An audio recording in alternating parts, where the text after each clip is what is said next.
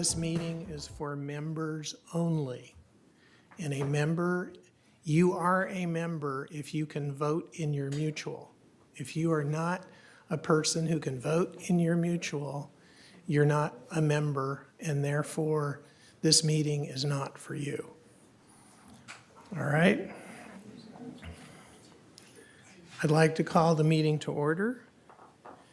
And the next item on our agenda is the Pledge of Allegiance. So Joan Millman.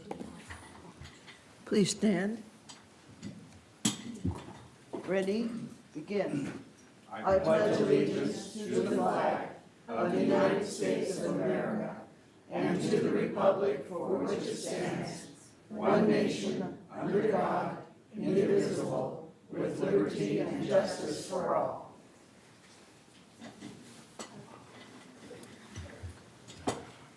I hit my card number, but then where's the... Okay, hit Granicus, which is, sorry. Okay, the media, I do not see Ms. Rasmussen. Okay, they'll be here. They said they'd be here. We are on TV6, obviously. And approval of the agenda. I so move. I so move. Okay, now. Okay, now, I'm going to ask during this meeting that when we have a motion, that one person makes the motion and we clearly know who that person is. And then the person who seconds the motion is one person. Because with our new electronic system, if we have more than 1 second, we have a little bit of an issue that we haven't resolved yet. So the motion to approve the agenda was made by Joanne, and it was seconded by Catherine, or Joan. Joan. Okay, so now, is there any discussion on approving the agenda? All right. So approved. Okay, now the next item on the agenda is the approval of the meeting minutes. Sorry? Okay, well, I don't have, Everyone needs to vote okay, where's the on screen? your computer. Yeah, you gotta push the green. I pushed. I don't have a voting. You don't, the chair doesn't vote. Okay, that's right. I did. But I do vote in some circumstances. I'm voting twice. What do you get? Okay. This is only the beginning, folks. It'll be a long meeting. Yes. Okay, so voting has commenced. Has everyone finished voting? Yes. All right, finished voting. All right, now you'll see, through the wonder of electronics, you now see the recorded vote.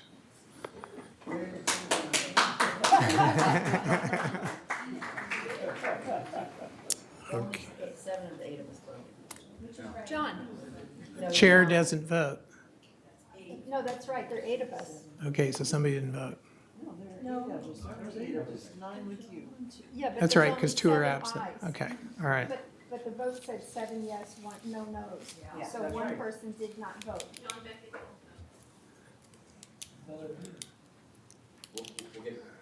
John Beckett did not attend the training sessions. Okay, so we have approved the agenda. Now we're on approval of the meeting minutes of May 2nd. And you received a new copy of those minutes, and a separate handout was on your place this morning. Right. I move to approve the minutes of the May GRF board meeting. I did. There you go. Okay, thank you. Okay, one person seconds. So Tom Circle seconded. Okay. Now, any discussion on the approval of the minutes? All right. So now we will vote on the approval of the minutes. commence voting.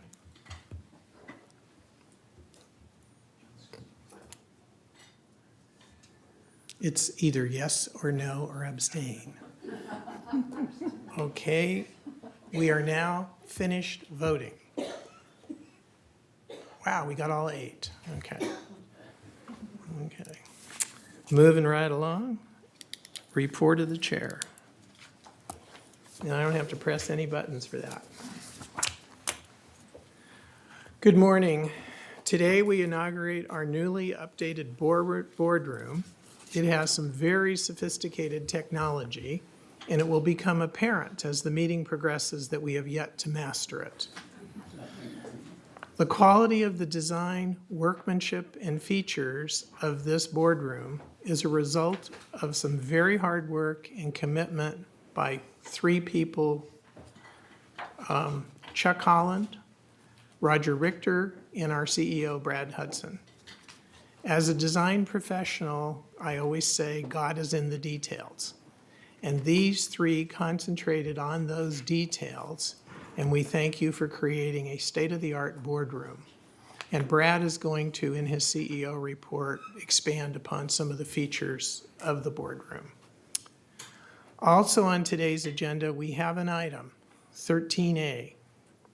This is a resolution to censure, which is a severe disapproval of a board member's behavior, something that no board hopes it will ever have to do. But this action comes as a result of contact between Mutual 50's attorney to our GRF attorney.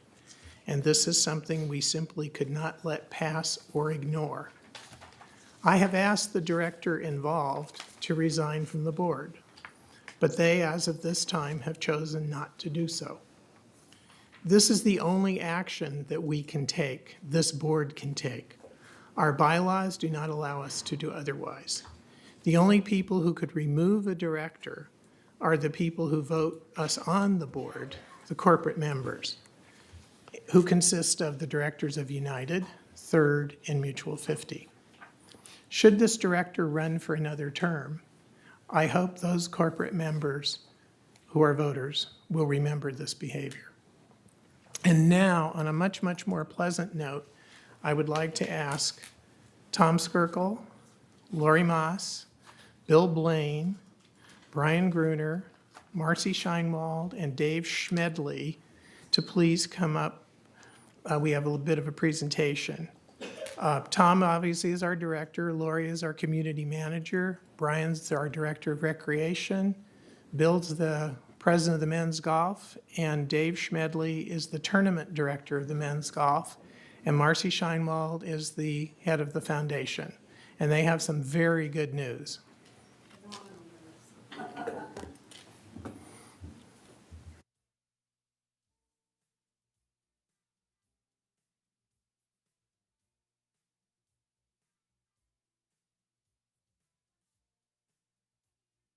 As you can see, last year's golf tournament raised about $19,000. That amount was superseded by great amount this year, and it was a joint effort between VMSI and the men's golf. So I think they deserve a round.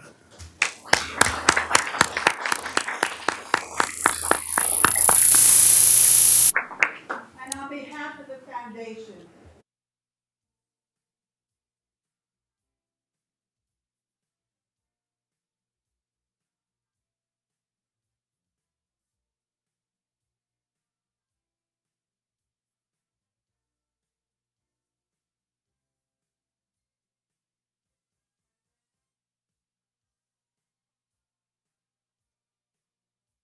Just a couple. You started with the 13, but 43. No, 19. Was It was 19 last year. So 30 to 43. And I didn't know whether the amount had increased since the night of the tournament. So, okay, the next item on our agenda is a report from our VMSI board member, Lucy Scheinman.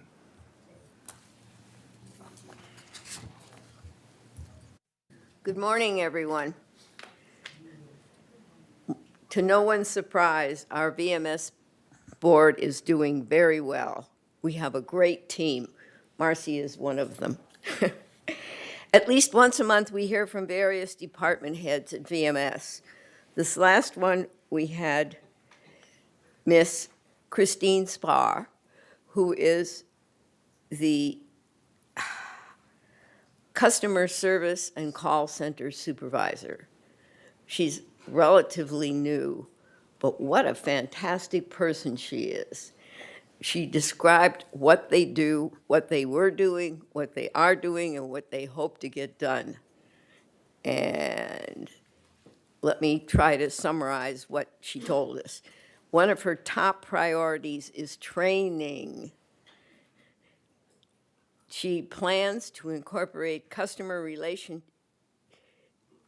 management software very soon to assist with working with the public. She is taking the lead in working with a consultant to redesign resident services office space to make it more efficient. Good for that. Part of her presentation that I especially appreciated was that she wants to create a culture of change in the staff. There's been some, but there's still room. And we all know that we need to change the culture here. Beginning in July, new residents will experience a new welcome center when claiming their ID badges. The center will focus on providing important information to new residents and gleaning information from them about their vehicles, occupants, and much more.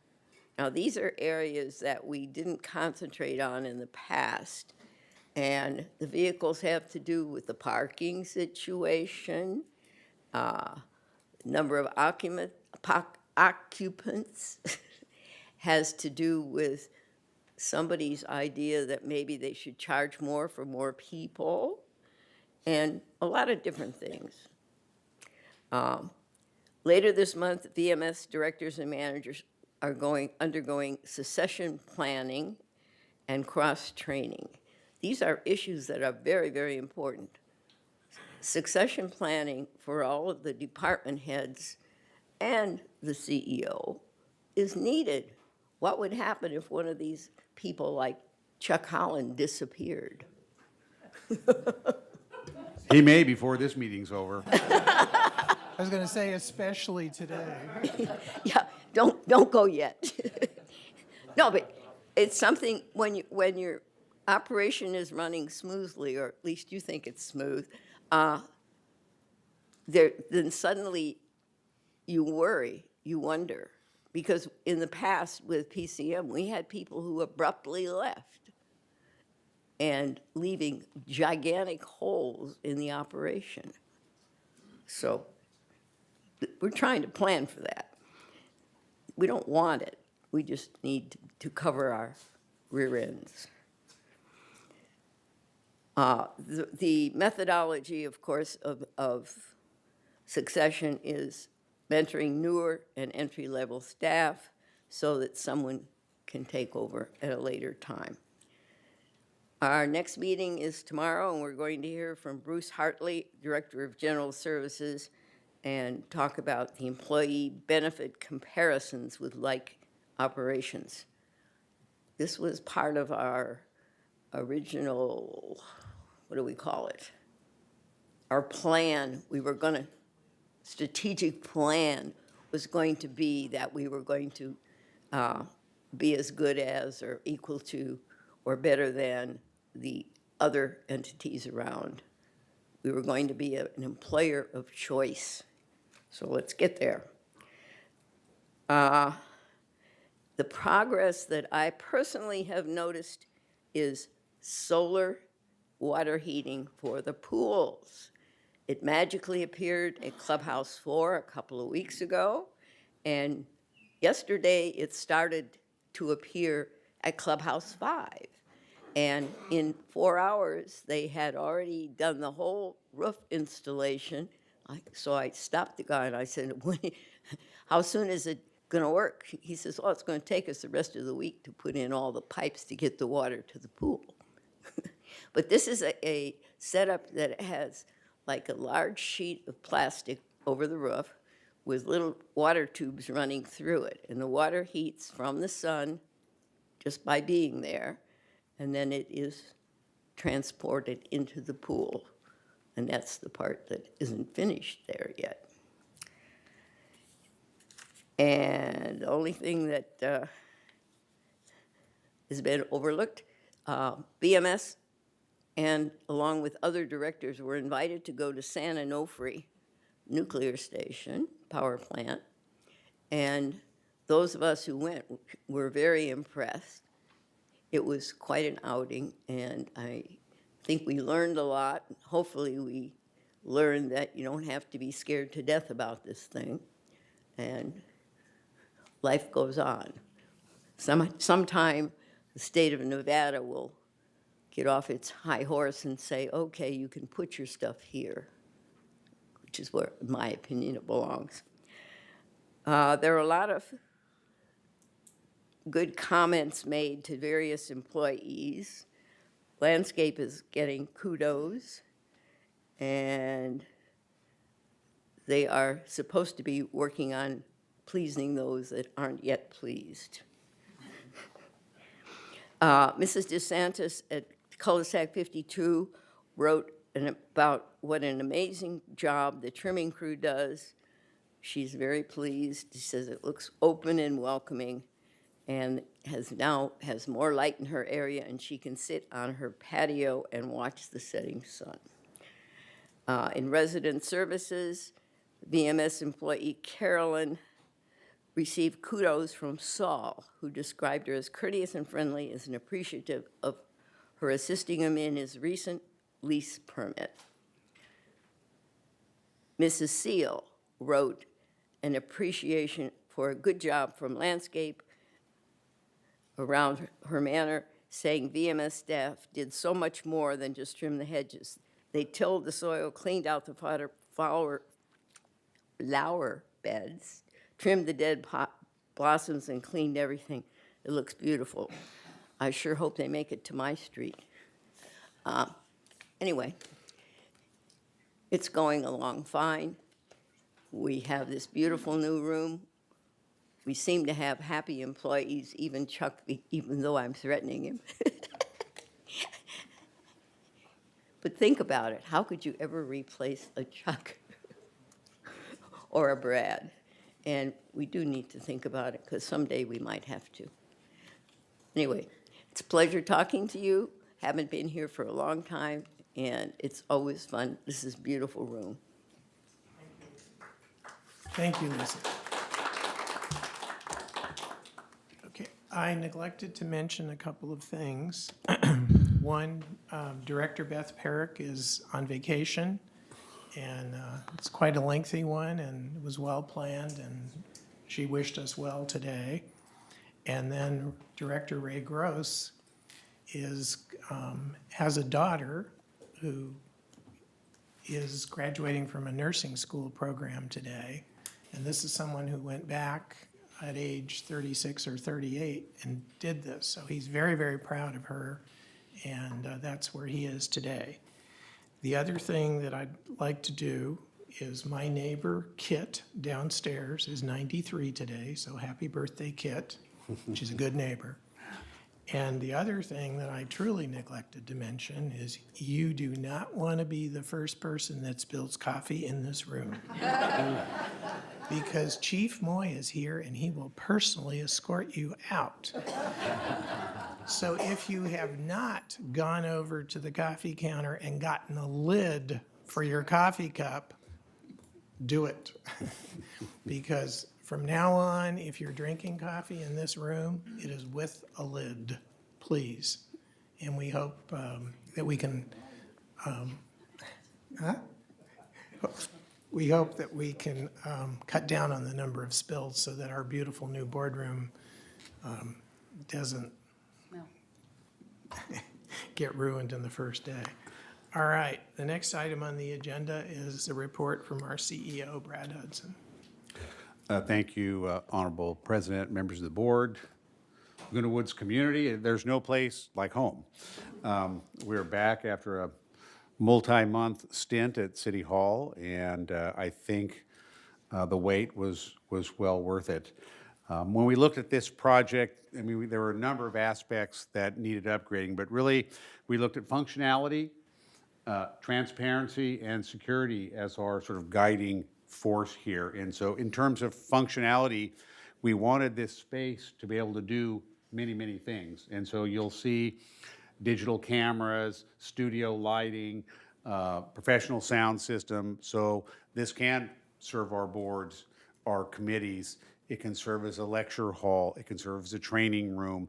It has so many different capabilities, and all of that can be shown digitally on TV6, can be recorded for future training. There's so many wonderful opportunities there.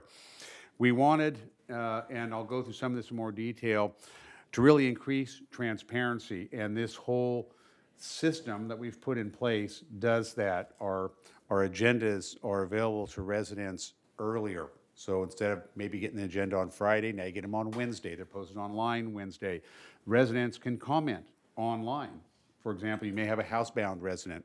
No need to come in, comment from afar.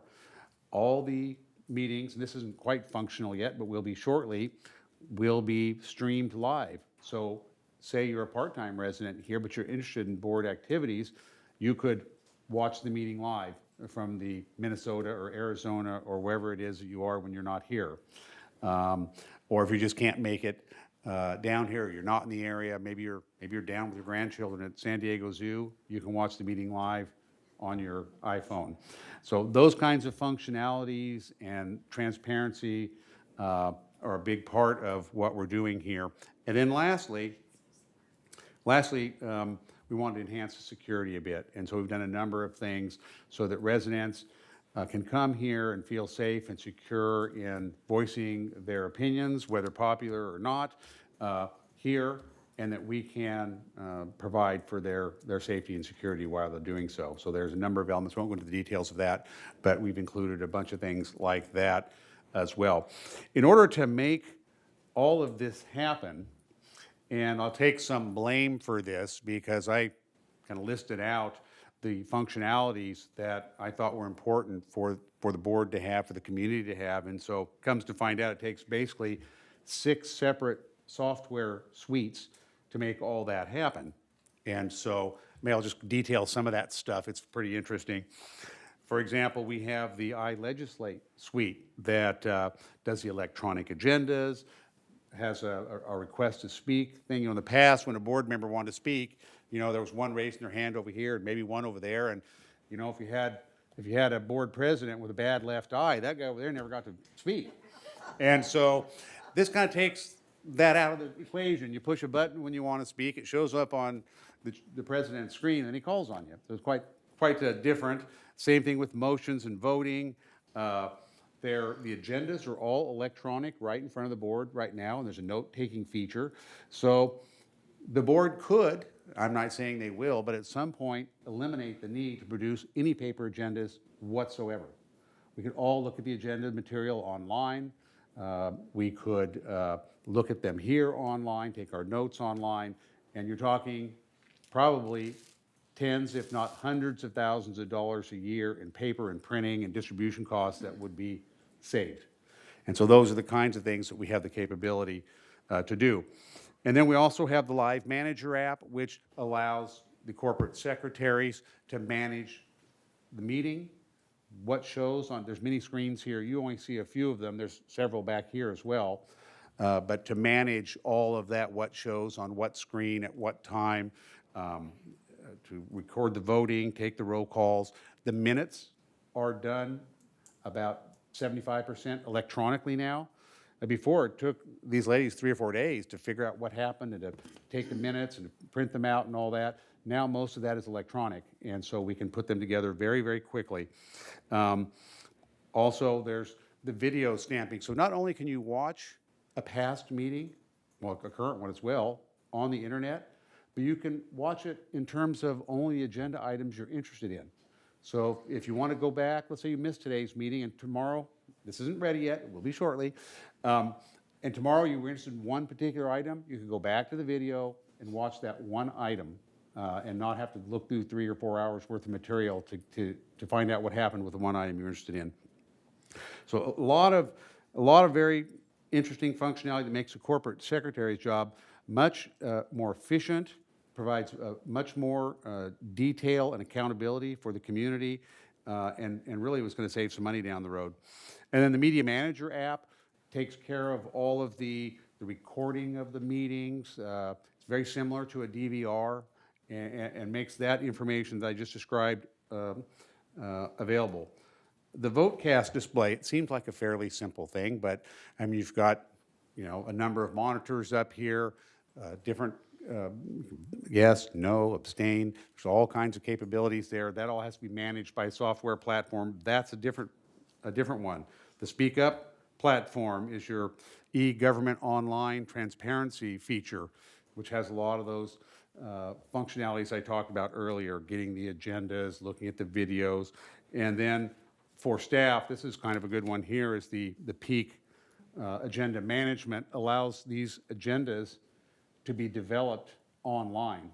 Right now, they're basically typed up, a paper one's printed, they're shipped around, people make changes to them, or they're electronically shipped. We end up really with several trash cans worth of paper by the time this thing's developed. The peak management will end all that. It'll be completely electronic, including, say, my approval or disapproval of a particular agenda item or amendment to it. That will all be done electronically and save a lot of time, a lot of paper, and a lot of resources at the end of the day, hoping to put downward pressure on the assessments that our residents have to pay. This is all really about transparency, efficiency, and high functionality. There are a number of things that I think we're really proud of, but the digital lighting is one of them. We've been going through clubhouses and this building and putting more efficient lighting in. This is a little more elaborate setup than we'd have in the rest of the building because of its studio features, but it is quite unique and quite efficient. We have also done the rest of this building, or almost all this building as well, so you can rest assured that your boards are looking at energy efficiency as a huge, huge priority. There are so many things, the sound system upgrades, the digital cameras to TV6. Many of you have heard that we're not supporting analog TV after January 8th, I think it is, 7th? 7th, sorry. And so it wouldn't make much sense for us to broadcast our meetings in analog, and so these little white cameras up here are the digital cameras that allow us to broadcast with much more detail, which sometimes is good and sometimes not. And so we're very proud of the quality of the work we're doing, and it allows us to do things like training videos and those sorts of things that can be produced right in this very room. The lectern is ADA compliant, which we have not had in the past. It's also mobile, so that switches around 180 degrees so that a speaker could be talking to an audience out there in a lecture or training or other kind of specialized program, or perhaps for a town hall. So there's that functionality as well. We're very, very proud of the member art that we've been able to display here, and we thank the art club and those who contributed their artwork not only to this room but to the community center in general.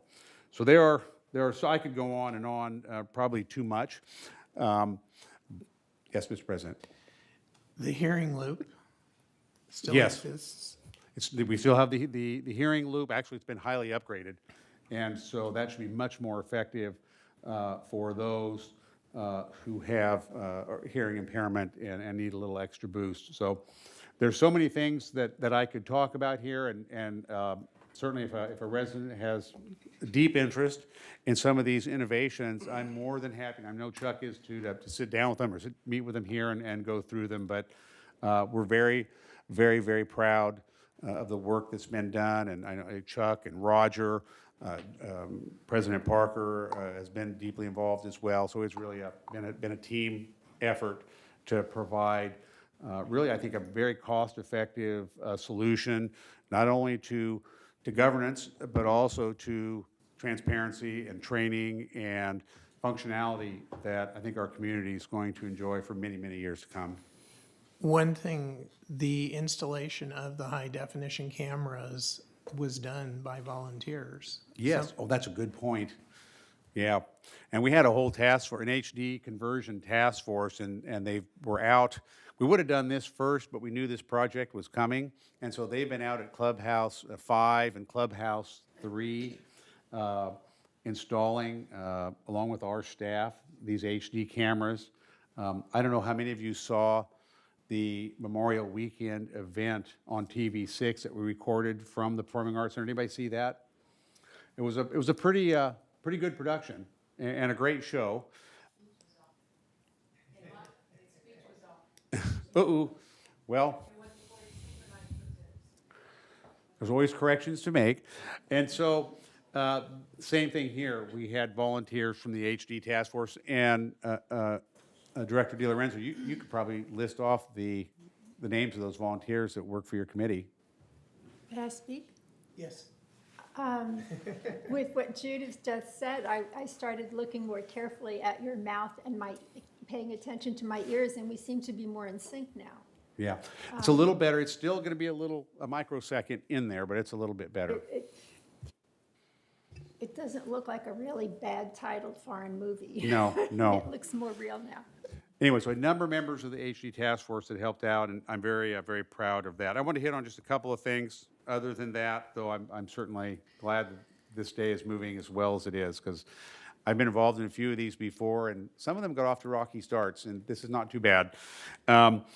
Everybody probably got notice that we're going to change out some pieces of equipment at the fitness center, at the community center this weekend. We had an arrangement with the vendor that if we didn't like pieces, they would switch them out for other pieces, and so that's what's going on there.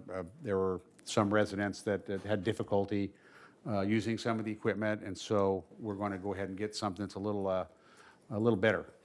And garden centers, and you'll probably talk about this in your report, but we've been leasing the heck out of plots, and we've put the full court press on that, and we're working our way down the list. I had a gentleman contact me the other day. He'd been on a list for, I think, 4 years, and he got the call and was very, very happy. And so I think we've seen many, many of those, and that's good. Doing a lot of work at clubhouses. Lucy mentioned the pool solar. It's going very well. But we also have a lot of HVAC work. We've done some dry rot work at Clubhouse 4. There's just a number of, there's some re-roof at Clubhouse 5, but you'll see a lot of that activity, and you'll see that as a big priority, certainly in my recommendations for next year, is in terms of preserving and performing, maintenance on our clubhouses. I know Lucy talked a little bit about customer service. We're on the cusp of some very big changes there. We're putting plans together, making recommendations to this very board for funding to develop a customer service system that is much better than the one we currently have. And what the characteristics of that would be is no lines. We would call you by name when it's time for you to be served, and those who have very intensive time-consuming activities, for example, manner alterations, would be served in a different manner and by appointment if they so desire. And so that's sort of the hallmark of what we're trying to do downstairs. Right now, it's sort of a one-size-fits-all, and so you could have somebody with a very complicated manner alteration issue that takes up a window, while other people, for half an hour, while somebody else has a 1-minute thing that needs to be taken care of. And so we need to segregate those kinds of service deliveries to be more efficient, and also provide a comfortable place for folks to wait until it's their turn. Standing in line is really not an option. So that's where we're headed. I want to share that with you. I feel very, very positive about the direction we're moving there. And then lastly, I wanted to share that we're having a pretty interesting 4th of July event, and you should be getting some information either through the What's in the Village e-blast on Friday or other ways that we communicate those events very, very shortly. So I think we're looking at music and other things.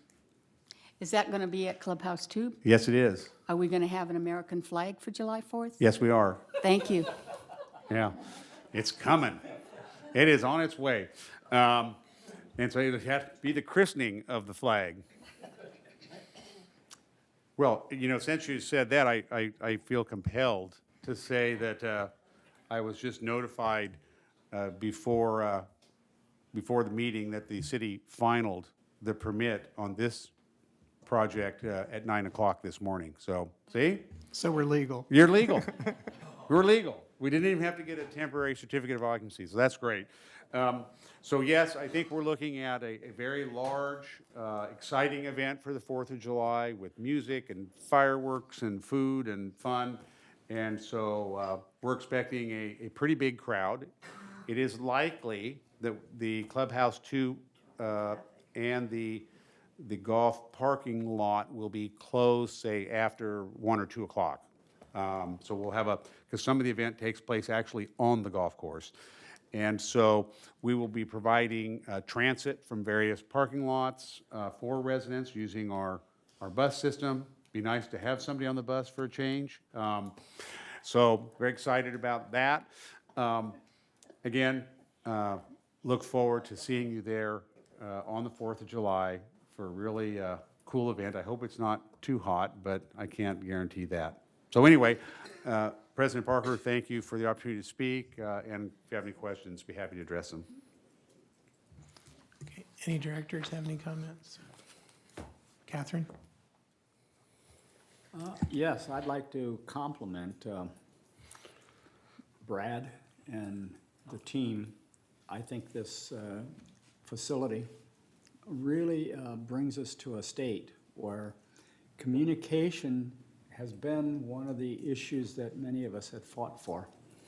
And the number over the years of people saying, when you come to the meeting is when you get this big package of information. There's no way that you could even be in a position to comment on a lot of the items of which we're discussing. And I think having this integrated together, and I'll be really pleased when everybody will have the opportunity to have that board pack by Wednesday or Thursday of the week before, and the opportunity to raise questions to us so that any issues can be addressed at the meetings. And this, to me, that transparency is so important, and what we as a community have fought for such a long time.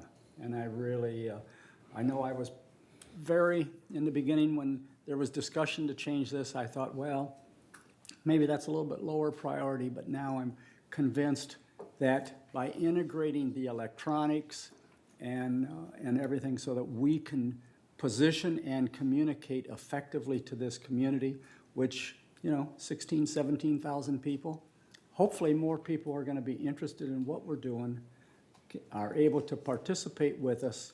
And democracies are only successful when those who are participating do participate or are, I shouldn't say ruled over, but that's the way it seems to be when there's boards or city councils or even the government. And it's our opportunity here to really participate in a manner we normally would not have. And thank you, Brad, for leading this effort. All right, we now come to that portion of the meeting, the open forum. And what we have new is I don't have to wave my arms. I don't have to say your time's up, because right on the speaker's rostrum, there's a screen. If you're in the audience and facing us, it would be on your left. And that screen is going to tell you what your time is. So the open forum is open to members for items that are not on the agenda, and please state your name and matter number.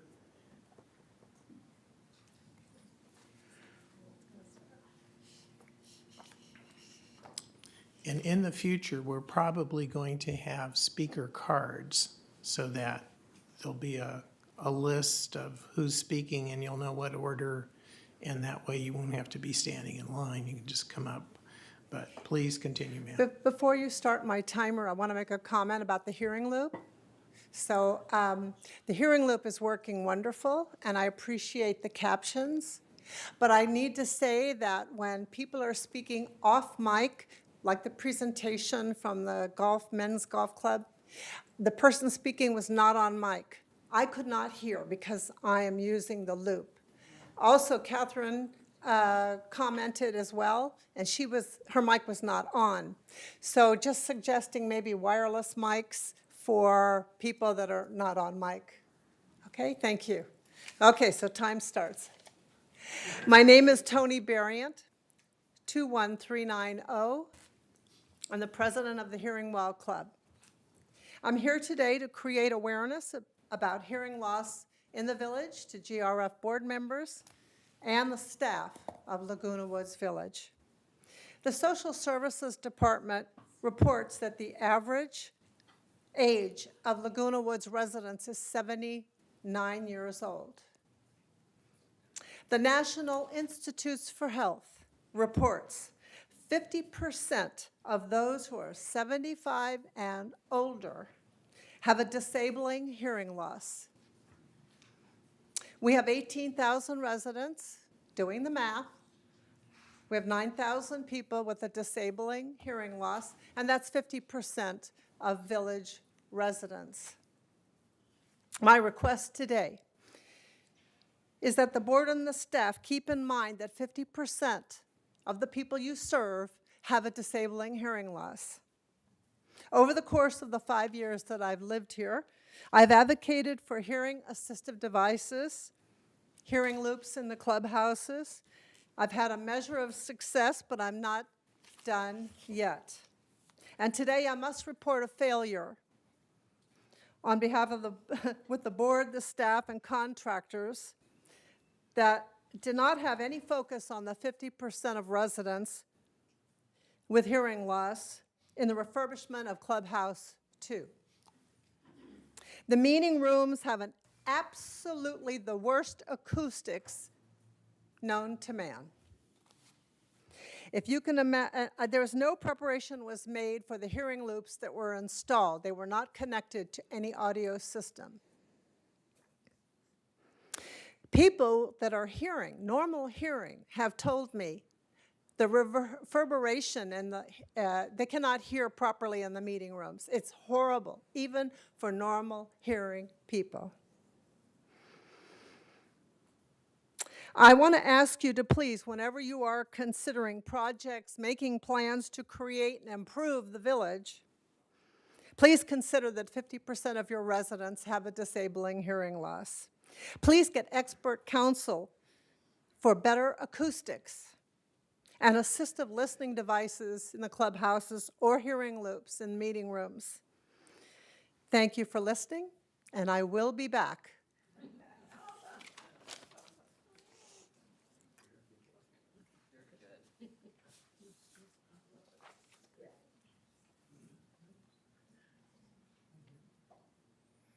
Hi, I'm Patricia Hedrick, 21H, and I wrote this article a few days after I had my accident at Clubhouse 19, robbed in Club 19.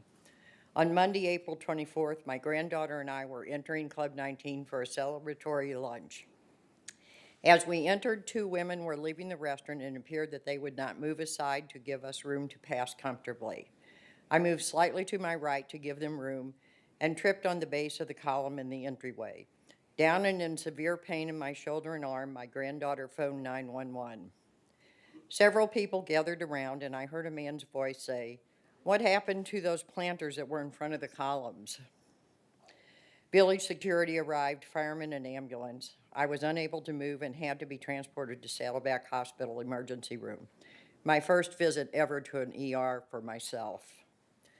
I was unable to move and, This was confirmed by, the doctor looked at my shoulder and said, dislocated shoulder, a common occurrence, obviously. This was confirmed by x-ray. I was given pain medication by IV in the shoulder. The doctor then proceeded just slowly to put the shoulder back in place. So where's the robbery? What is the most valuable item we seniors have? Well, it's time. I don't have time to waste nursing this injury, but have no choice, unable to do the simplest task or having them take 3 or 4 times longer than usual, all causing severe pain. Add to that the volunteer work I participate in within the village and my primary volunteer work I do in Mexico once a month. My life has been on hold for the foreseeable future. So the question is, what is the rest of my life worth? Hopefully, I will make a full recovery. What is being done to prevent this accident from occurring again? Safety is paramount for our community. Will those columns come down that I tripped over? Do you think those posters will prevent future falls? Those posters appeared about a week after my accident. And why is Lori Moss the only person who responded to my email regarding my accident in Club 19? Oh, by email, no personal touch. No personal response to my condition.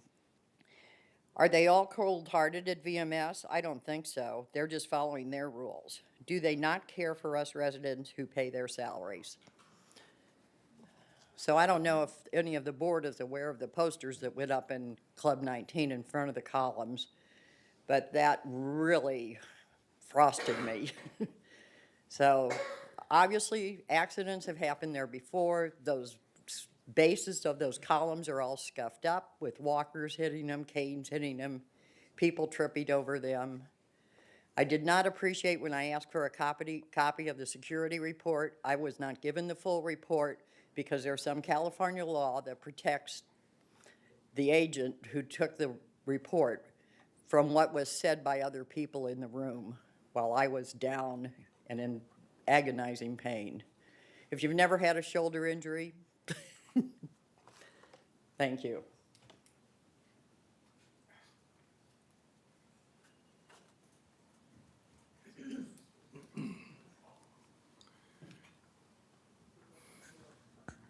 John Sowers, 5377B.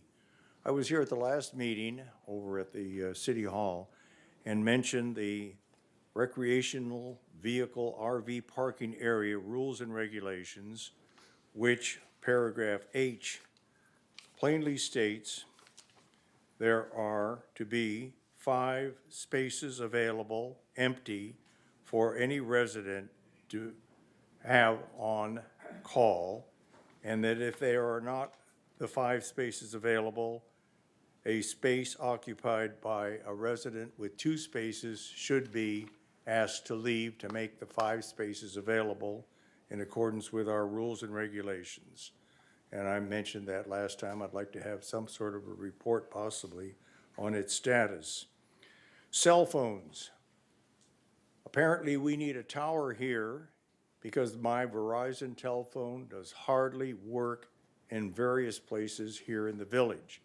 And apparently a cell phone tower could be installed, Verizon says, to eliminate this problem. Item 3, condo/co-op.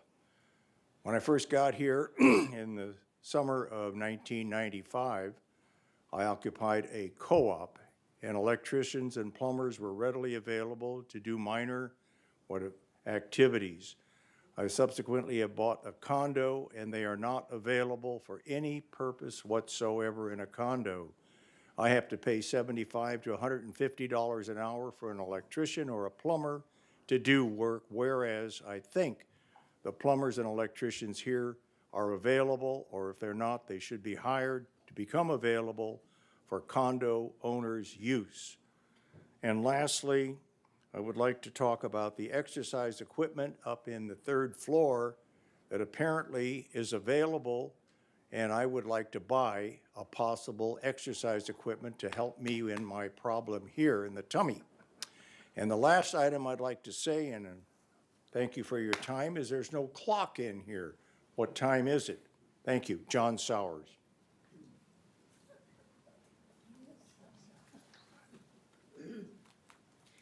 Good morning. I'm Chris Collins, 3306Q, and I'm here representing the Foundation of Laguna Woods Village. Today, I'd like to share a bit more about the Foundation's cooperative effort with Alzheimer's Orange County to provide respite services to qualifying village residents.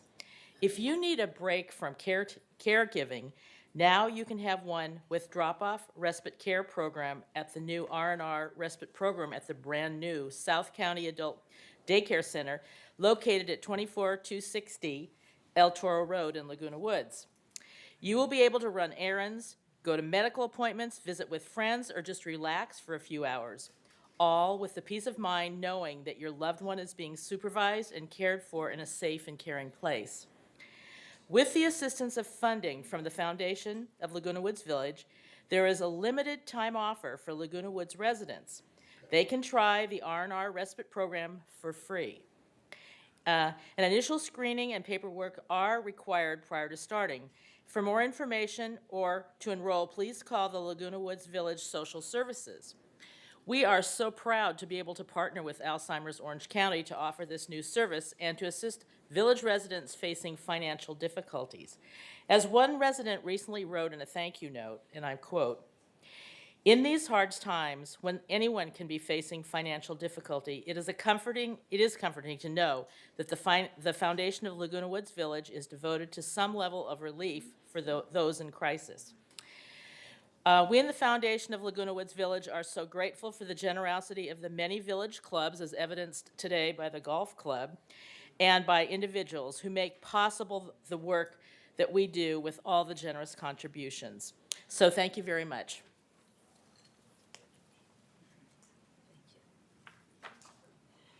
Maxine McIntosh, 68C. I am so pleased with so many aspects of the renovation of this room.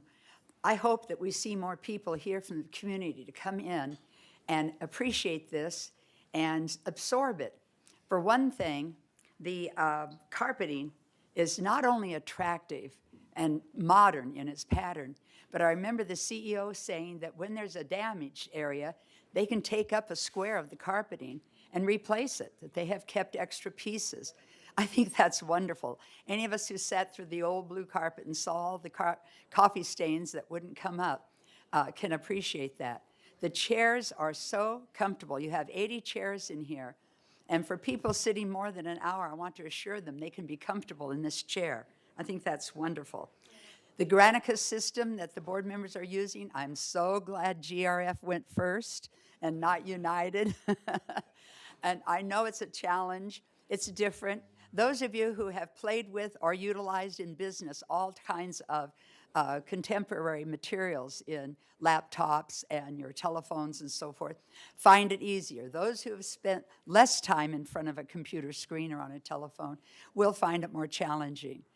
But gosh, you're good sports to go first.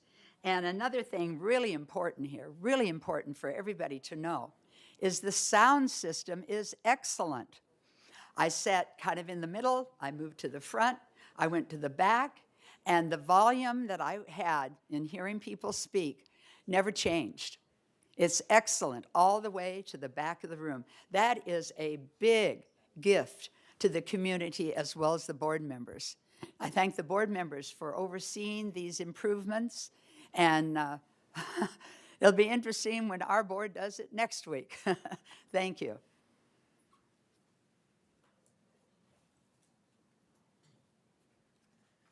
Good morning, everybody.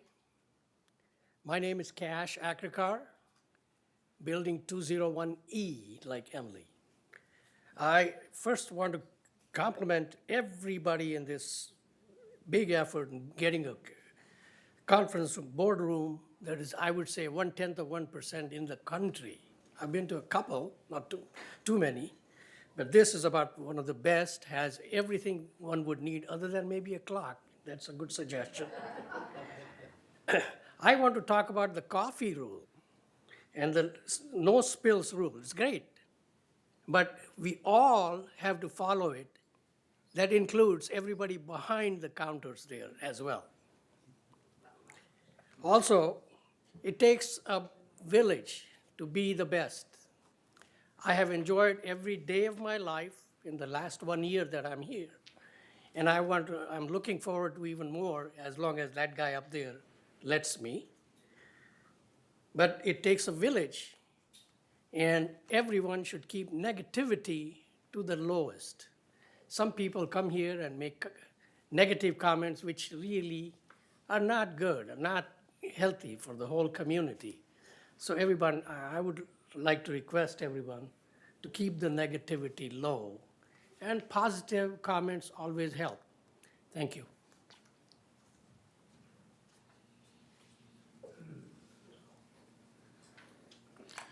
389Q, Andre Torn. I'd like to talk. 389Q, Andre Torn. I'd like to pay tribute that I thank you, thanks the service of the social service department. They've been helping me a lot.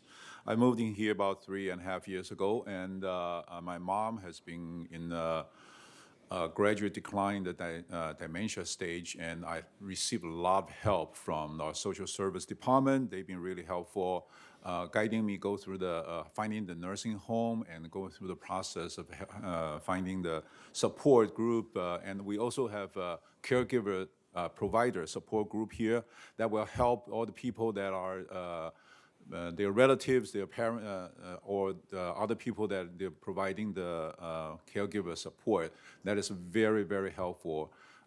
This is a brand new experience to me. I've never done this kind of thing before, and so I really appreciate their help. What they did was they not only provide service to the nursing home, they told me how to find those nursing homes and give me the advice how to approach issues. And also, during the passing of my mother, they helped me out with bereavement, how to cope with this kind of situation. So I really sincere want to thank them for their service. That's my comment. Thank you.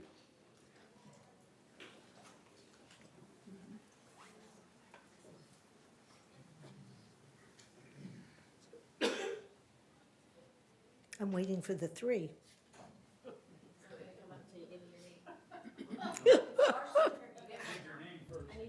Good Name morning, and man and Rainer number. Rothberg, Mutual 50, The Towers. I wanted to compliment the Transportation Department. A group of our residents planned to go to the Jazz Vespers, and originally they had difficulty securing proper transportation, and I don't know who was spoken to, but that person arranged for a bus to take them right into the church and then pick them up, and I think they deserve recognition. Thank you.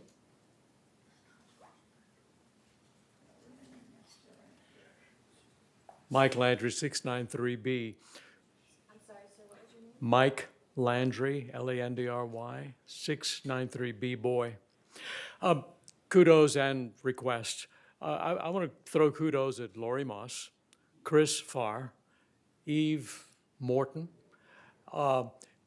They're out and about the village doing their work even when they're not on duty. And I think that's pretty darn cool.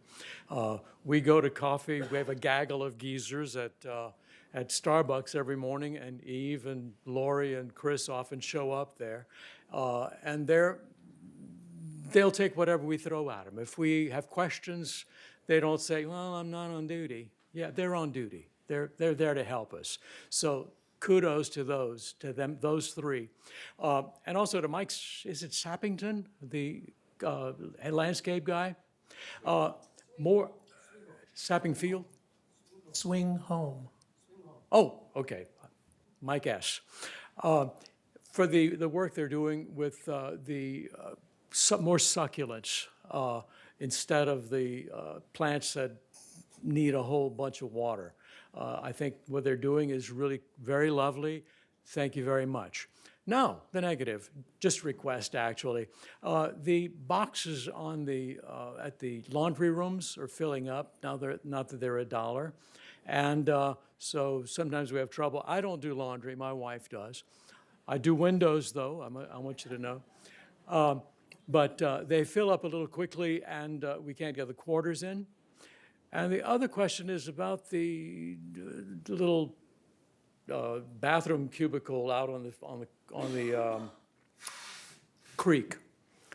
There's no light in there. At the end of the day, when it's dusk, I find it a little disconcerting to walk into a practically dark little toilet cubicle. So Could there be some kind of a motion sensor light in there? I'm not sure if one was planned or not. And that's about it. Thank you.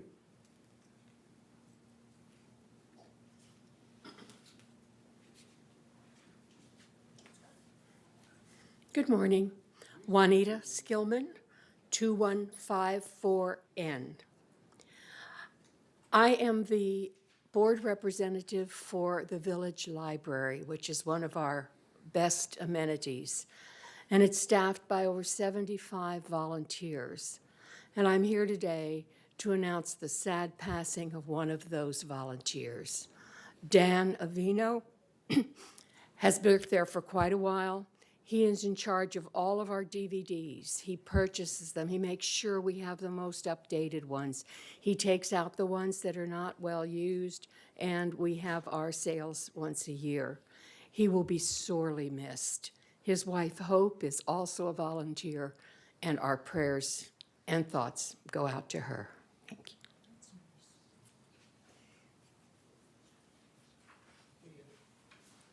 It appears that member comments are over, so now director comments, and if you'll go to your screen, you can hit request to speak.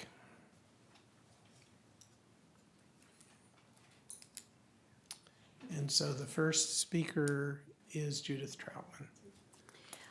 I want to address Tony B. And the first thing I want to do is apologize for any hearing deficiencies over at Clubhouse 2. John will back me up on this. Every week, we went to construction meeting, and one of the things we constantly questioned them about and were on their case about was the acoustics. We even hired an acoustical engineer, and making sure that the hearing loops were working perfectly throughout the entire building, including the meeting rooms. So I haven't had any feedback from staff that they were not working. This is the first I've heard that there was a problem.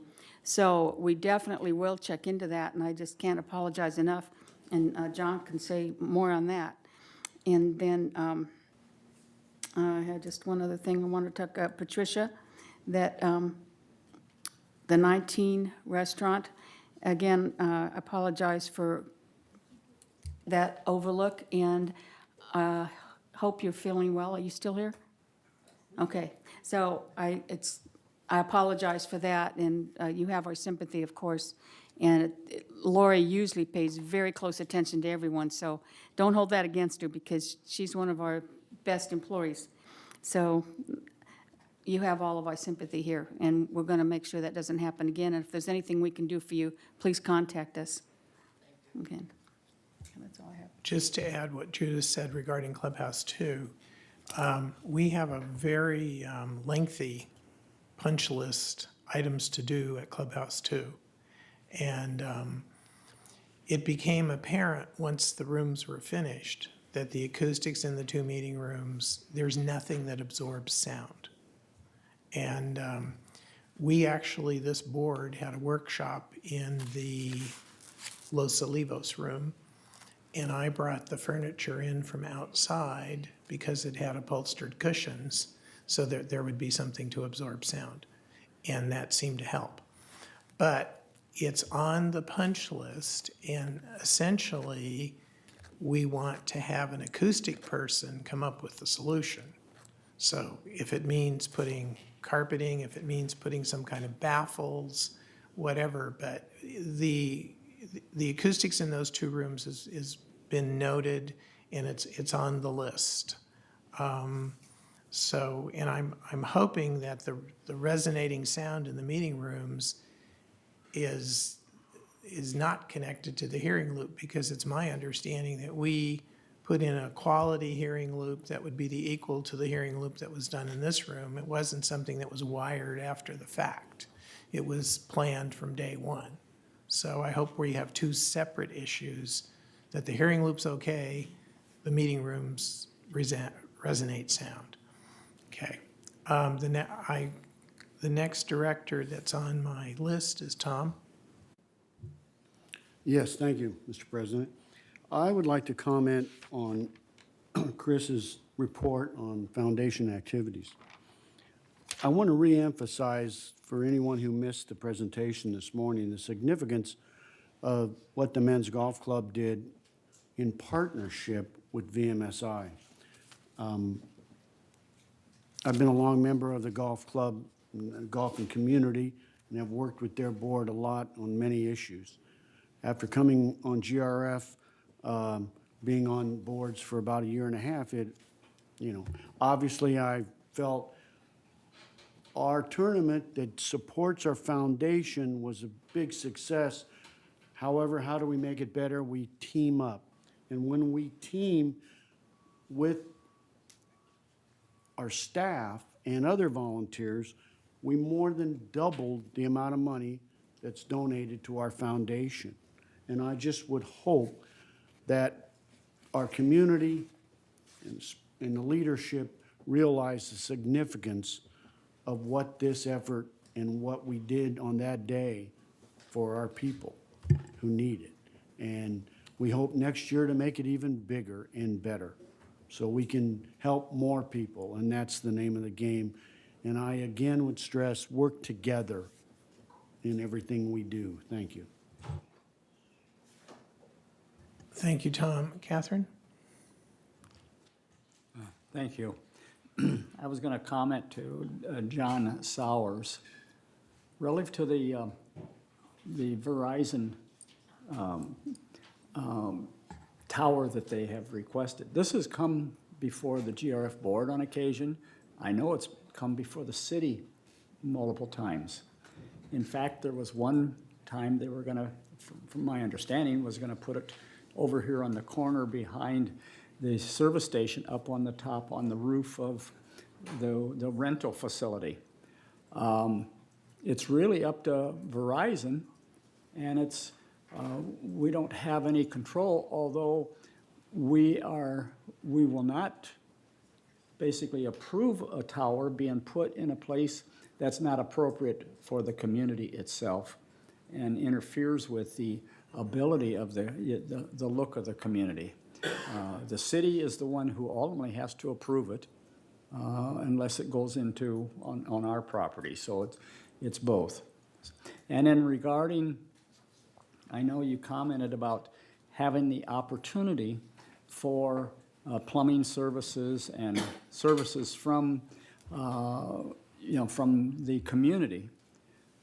Having been on the Third Mutual Board for over 6 years, we had some of the issues, and I can tell you, one of the reasons that the board, and this must have been about 2010, 2011, we basically started eliminating some of these services was because the residents would not pay the bill.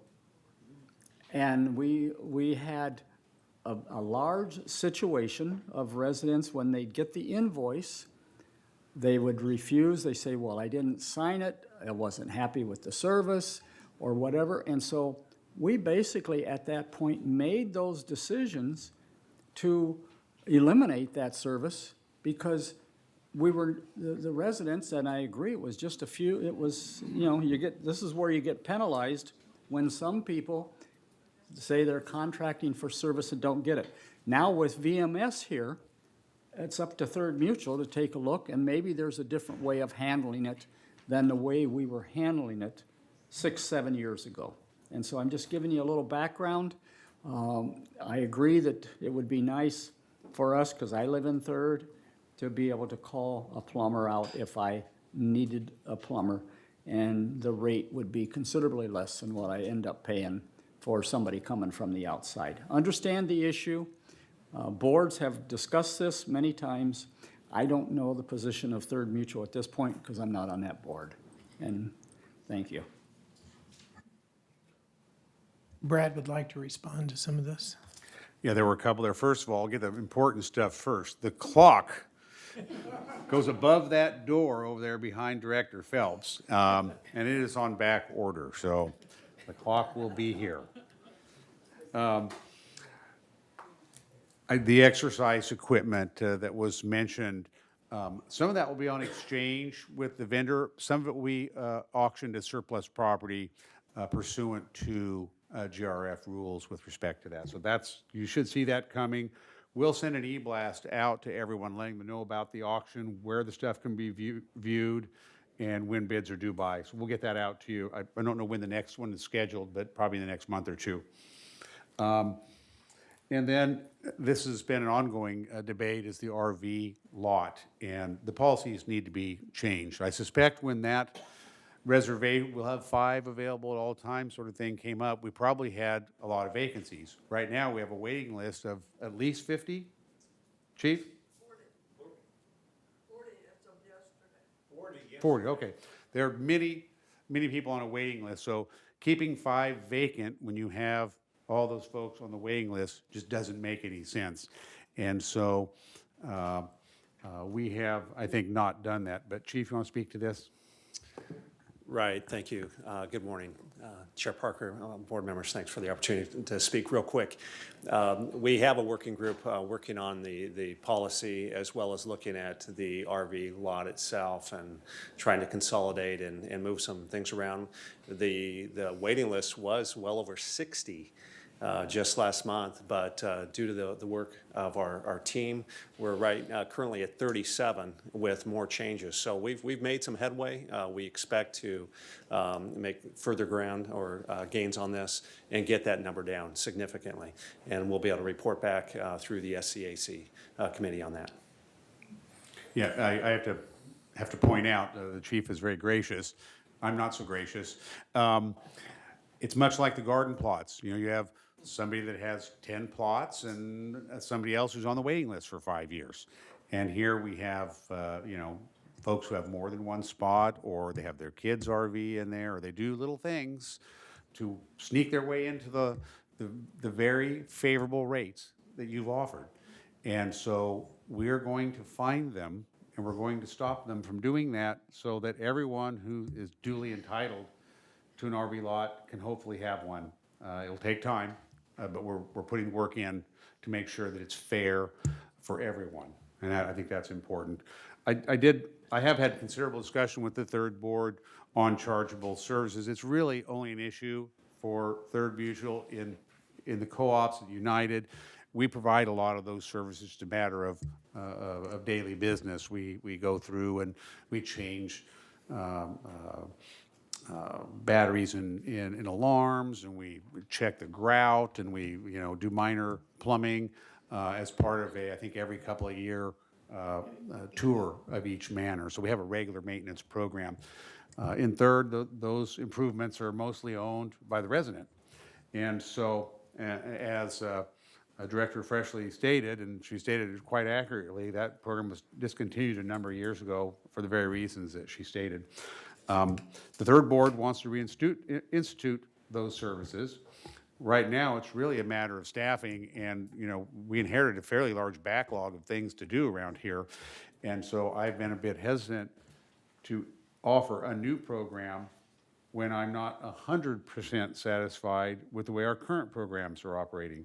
So that said, we're going to probably have to look at both a chargeable service program, and there's been some interest in a handyman service that would work much like an insurance program. You would pay a certain amount each year, which would entitle you to so many visits each year for light electrical, light plumbing, turning mattresses, moving stuff, whatever it is that you would want. And so we're looking at potentially a program like that, which I think would solve probably about 90% of these requests. So that's what we're looking at. It's coming mainly from the third board. I'm very supportive. It's just going to take a little time to put in place. So I offer you, I ask for your patience as we move forward with these issues and try to get some efficiencies and better operations going before we start adding additional services. I think that concludes my comments. All right, to go back to Verizon, Verizon at one time proposed putting a cell tower on top of this building and creating an architectural feature, which was dreadful. And then we were in negotiation with Verizon to locate a cell tower, and Verizon backed out. So actually my other neighbor wrote a letter to the Globe, which is the information that was presented here this morning. And if you're going to some Verizon office and getting information from some salesperson, the people that we were dealing with are the people who actually enter into contracts to place cell towers on private land. And when you enter into one of those agreements, our legal staff is here, and I neglected to introduce them when they arrived, Bob Hartley and Fred Whitney. But if we were to get into a cell tower thing, we would have a rather lengthy agreement process to deal with. We're not opposed to that. Verizon backed out. We didn't throw them out. We told them when they were going to put it on top of the building, and that's 3 or 4 years ago, that that was not going to fly. I am a Verizon customer. I have perfect reception. I never have a problem. My neighbor who backs up to my common wall has a problem. So, all right, the next item on our agenda is, you're not on the list to speak. Oh, I'm sorry. All right, so Diane? I just had a quick comment that I don't think GRF actually takes care of any laundry rooms. But if you're talking about a raised rate, I think that the people from, directors from United are here, so I'm sure they heard the comment. Okay, Director Beckett.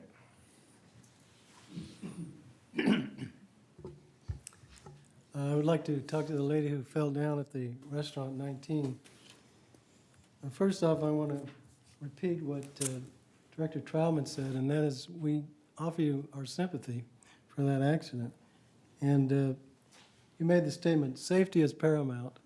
I want to repeat that because I think that's a very important part of our job here. And just one piece of advice, do your physical therapy. Thank you.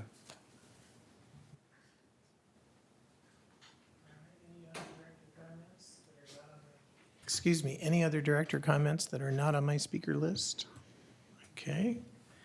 All right, the next item on the agenda is the consent calendar. And as we agreed several meetings ago, if you want anything changed on the consent calendar, now is the time to act. Okay, I'll entertain a motion to approve the consent calendar. Okay, Catherine is making the motion. My button didn't come up for a motion. Okay. It's Because I had coming. already hit the motion button. Okay. Judith beat you to it. Okay. Okay, so Troutman? Troutman made the motion and Palmer second. Palmer. I overrode it. Okay, any discussion on the approval of the consent calendar?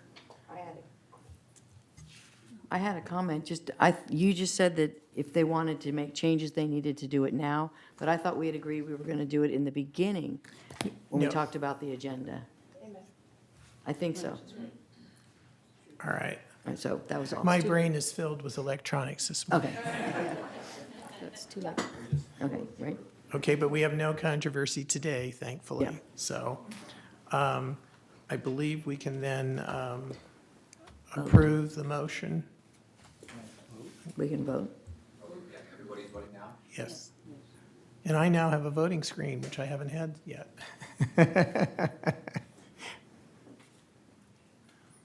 All right, finish voting.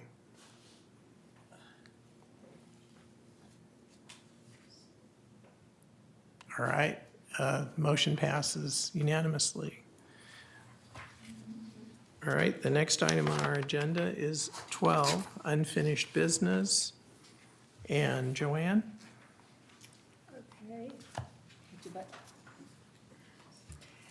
Entertain motion to approve committee assignments. And in keeping with previous updates, I will only read changes. And so this is Resolution 9017XX, and it's GRF committee appointments. And the changes are under business planning, Lenny Ross has been removed on behalf of United, and Juanita Skillman is replacing Mr. Ross. And Henry Nahum is off on Mutual 50, and Nancy Howe is on business planning for the Mutual 50. Under Community Activities Committee, I think, do I need to read who is off and who is on, or can I just read who is on? I'm just going to read who is on.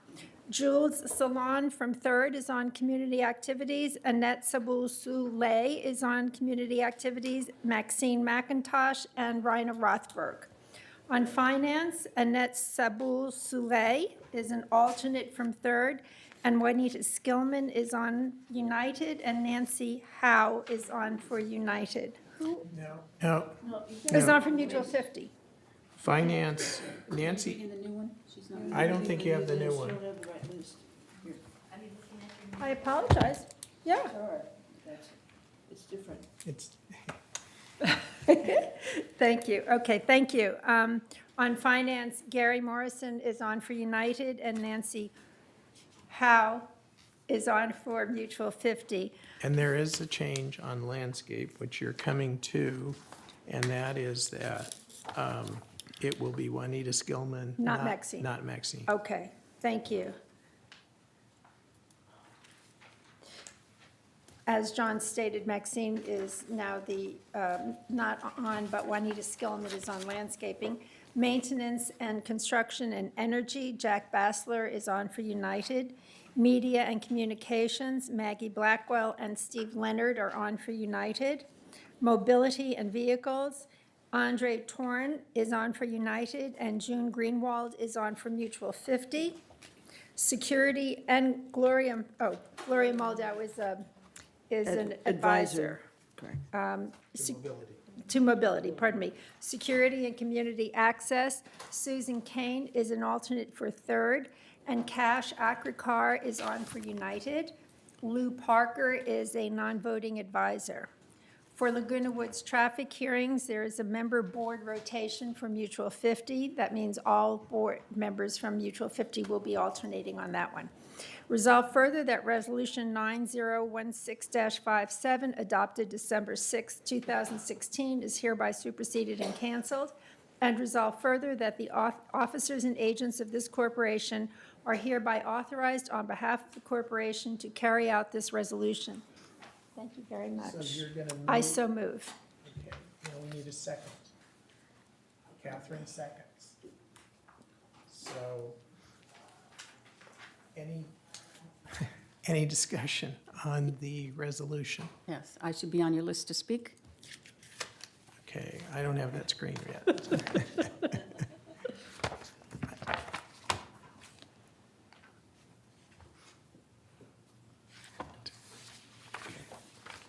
Okay, yes, Judith, speak. Okay, back to Maintenance and Construction. Non-voting advisor, John Luby, that should be deleted. Oh. Because he doesn't want to do that at all. And then he just doesn't have the time. And then, He's also on security. Tom, have you had discussion? With him, no. Okay, we'll leave him until you speak to him. Okay. and then as alternate under Maintenance and Construction, we're going to have Bill Walsh for 3rd as an alternate. Yeah, that Not- should be on there. He is on there as an alternate? Yes, Under, it's supposed to be. I don't see it. Yes, here. Maintenance, Construction, and Energy? Okay, I'm reading the right one. Okay, there at the top. Okay, then, we always put ad hoc committees on here because they have charters, and so we need to add the PAC Renovation Ad Hoc Committee, needs to be added. And when staff's ready, I'll give you the list of names.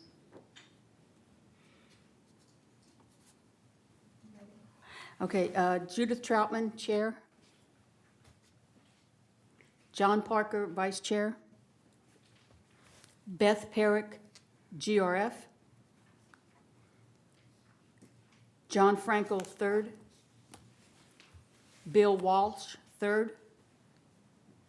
Jack Bassler, United.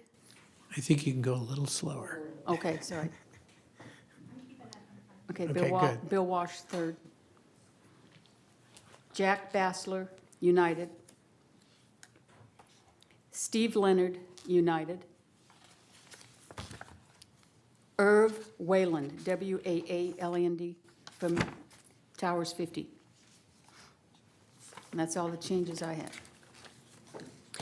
So now I would like to move to add these changes to the motion. Okay, do we need an amendment, or is this just a clarification or an addition? So do we need a motion for an addition? Okay, then I hit the motion button. Okay. Okay. All right, the motion was made by Judith. It was seconded by Joan Millman. So now we will be voting on the motion, the addition of a PAC ad hoc committee to the committee assignments as dictated by Judith. So I will now, is there any discussion? All right, so then approval of the motion, commence voting.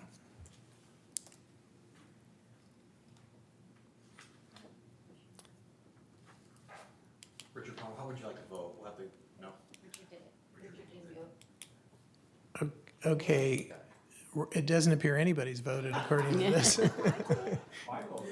Well, I'm There we looking go. at the screen. Okay, so we have, the motion passes. The motion to The amendment. add the PAC committee to the resolution has passed. Now, we have a motion on the floor to approve the resolution As amended. as added. And so we will now, if there's no further discussion, approval of the motion, commence voting. It's got to come up on the screen. Okay, they're working on it. Who made the motion, John? Originally, the motion was made by Joanne. Seconded by Catherine. So we're back to the original committee resolution.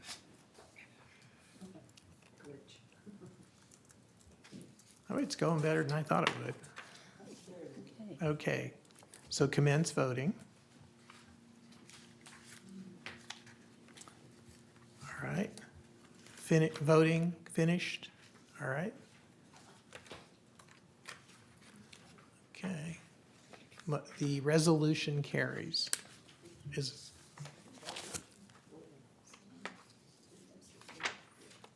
Richard, is your screen coming up when we get to vote? Is the voting screen coming up when, okay, all right. All right, so now we are on item 12B. Joanne? This is item 12B, which has an endorsement, which I will not read, but it has a resolution which I will read. And that's Resolution 9017XX, Disaster Preparedness Task Force. Whereas a Disaster Preparedness Task Force was established on February 4th, 1992, pursuant to Article 6, Section 1 of the bylaws of this corporation. Whereas the task force is composed of staff and residents who are experienced in emergency preparedness and who volunteer their time. Whereas the task force focus is to recruit and train good neighbor building/block captains. Whereas the task force's purpose is to educate and train residents on disaster preparedness, and now therefore be it resolved that said committee shall be charged with the following duties and responsibilities. 1, serve as a liaison between Security and Community Access and Security Division regarding resident disaster preparedness. 2, meet regularly as committee where the Chief of Security or designee will act as chair of the committee. 3, perform the duties imposed on all standing committees as set forth in the resolution entitled General Duties of Standing Committee.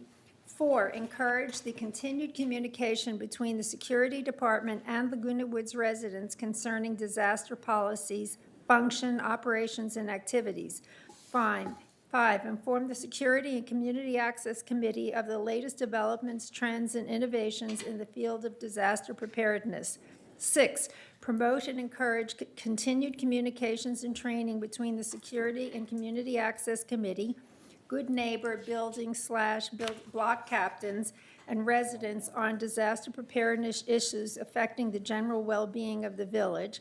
7, review, update, train, and evaluate annually the emergency operations plan and update the rosters of resident volunteer members of the Disaster Preparedness Task Force.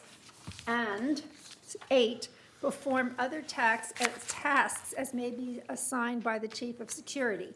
Now therefore be it resolved, June 6, 2017, that the Board of Directors of this corporation hereby adopts the Disaster Preparedness Task Force duties and responsibilities.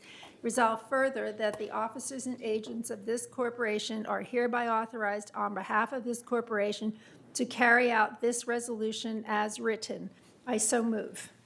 All right, it has been moved. This resolution has been moved. Who is seconding? Tom Skirkle is seconding. I was looking to my left, not my right. So Joanne made the motion, Tom seconded it. Discussion.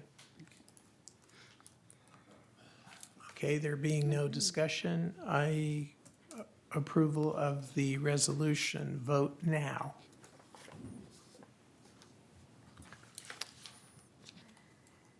All right, finish voting. We missed Joan. She's working on it. She got it. It's in. Okay. So the resolution carries. Now we are on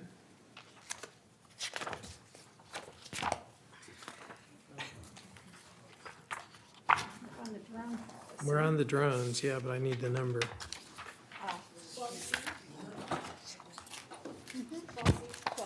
12C. All right. Okay, this is item 12C, the Resolution 9017XX drones policy. Whereas the Security and Community Access Committee recommended adoption of a drone policy to fairly and reasonably address small unmanned aircraft systems known as drones in Lagunawood Village, and whereas drones are regulated by the Federal Aviation Administration, FAA, and whereas the Golden Rain Foundation prohibits drones in the village unless they are flown by staff or an individual commissioned by staff, and that staff, in order to meet the standards of any policy in federal law, be required to complete a flight plan that is submitted for review by the Chief of Security. And whereas a drone is not allowed to operate unless a permit is granted by the Chief of Security or his designee for approved community events or purposes, now therefore be it resolved, July 11, 2017, that the Board of Directors of this corporation hereby adopts the drone policy as attached to the official minutes of this meeting, and resolve further that the officers and agents of this corporation are hereby authorized on behalf of this corporation to carry out this resolution as written. I so move. All right, it's been moved by Joanne, seconded by Catherine. It hasn't come up yet. Now it's there. It's on mine. Okay. I voted, I seconded it. Maybe we should see what Green gets. Okay. Oh dear, it says Joan moved it. See, I have that Joan moved it, and I have that I seconded it, and I did not. And Tom did. Yeah, Joanne moved it. does it say I seconded it? Yeah. Yeah. Okay. Well, I can withdraw that second, can't I? No, I seconded it. She's. You should be seeing the vote right now. Corinne, I moved it. I moved it. I know. But it says Joan. Yeah. We can go in and check it. We'll correct it later. Sure. Just make a note. Okay. It was recorded properly. It was recorded properly. I wrote it in. You're good. Okay. Here's the vote. So now, is there any discussion? All right, now, just for the public's knowledge, we looked at a drone policy, and GRF cannot have its own drone a drone policy that lives by itself. Obviously, the mutuals have to agree so that we have one drone policy for the community. So the input from the mutuals was pretty hot and heavy. So essentially now, nobody operates a drone unless Chief Moy says you operate a drone. And but we, GRF, have to pass a drone policy. United and Third will both pass a drone policy. And just as a point of information, in this morning's news, the Los Angeles County Fire Authority is looking at a drone policy to combat forest fires. And I like to watch that news from Japan. And the Japan has reached the point with the drones that they're now trying to develop software that will, the minute a drone intrudes on another drone's flight space, it has to land or anyway. So drones aren't going away, and it ain't going to get any less complicated, but this is step number one for the village. So I now, if there's no further discussion, all those approve the motion, vote now. What? I'm sorry, Richard. I wanted to speak. I'm sorry. Yeah, It's not I'm up. concerned that there is no mention here about real estate people hiring a drone operator. Well, they would have to go through the chief. I understand that, but the thing is, there are so many real estate agents and companies.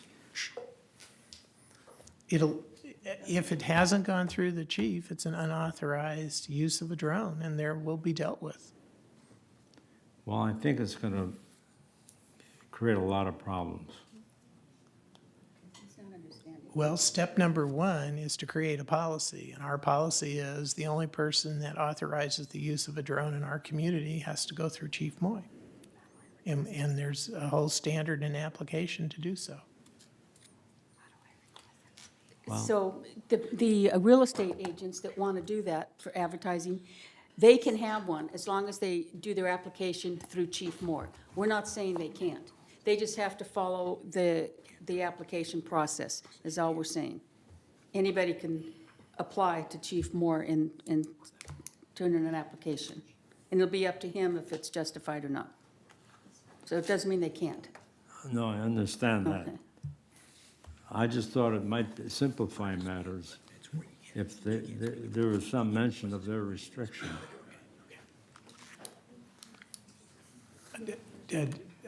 Lori has some clarification on this issue. I do. So Director Palmer, what the realtor would do is they would contact the security department or TV6, and they would contract with us to do whatever they want flown. Oh, okay. So it's with a staff person. So they would commission with TV6. We're on our way to getting 2 of our TV6 staff certified as pilots. And so the realtors would go through them. Okay, thank you. Mm-hmm. My comment follows up on Lori's, which is in the third whereas, it says, or followed by staff or an individual commissioned by staff. So there's provision in there, but staff is the ultimate decider of who gets to fly a drone.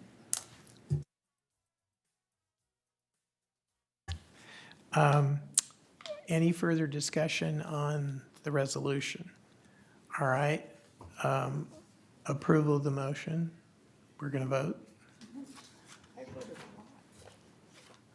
Okay.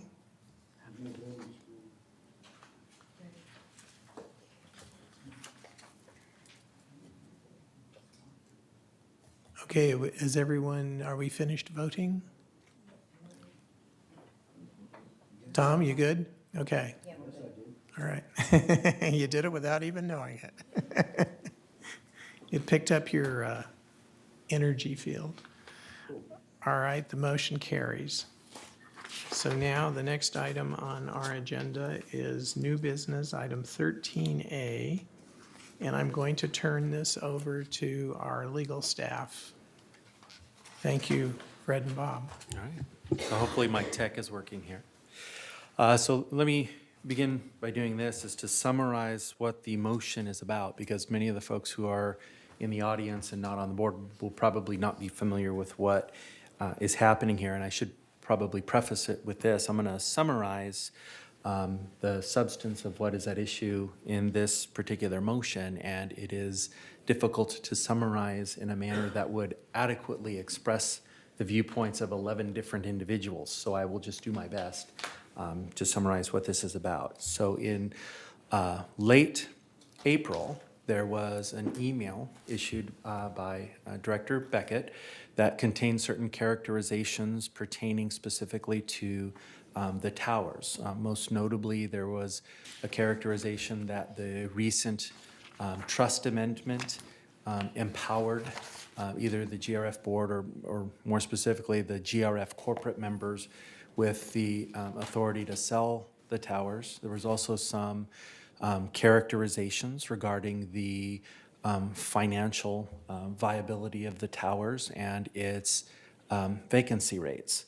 So in response to that email, legal counsel for the towers reached out to my office in order to express strongly their opinion that those characterizations were false and, in their terms, potentially slanderous, and asked that we call that to the attention of the GRF board in order to respond. And so in the May meeting, which was our first opportunity to address the matter, we took the email as well as the letter from legal counsel and took a look at the characterizations, and I believe it was the consensus opinion of the board then that there were mischaracterizations in that email. Most notably, the amendment to the trust agreement does not empower GRF or its corporate members to impose any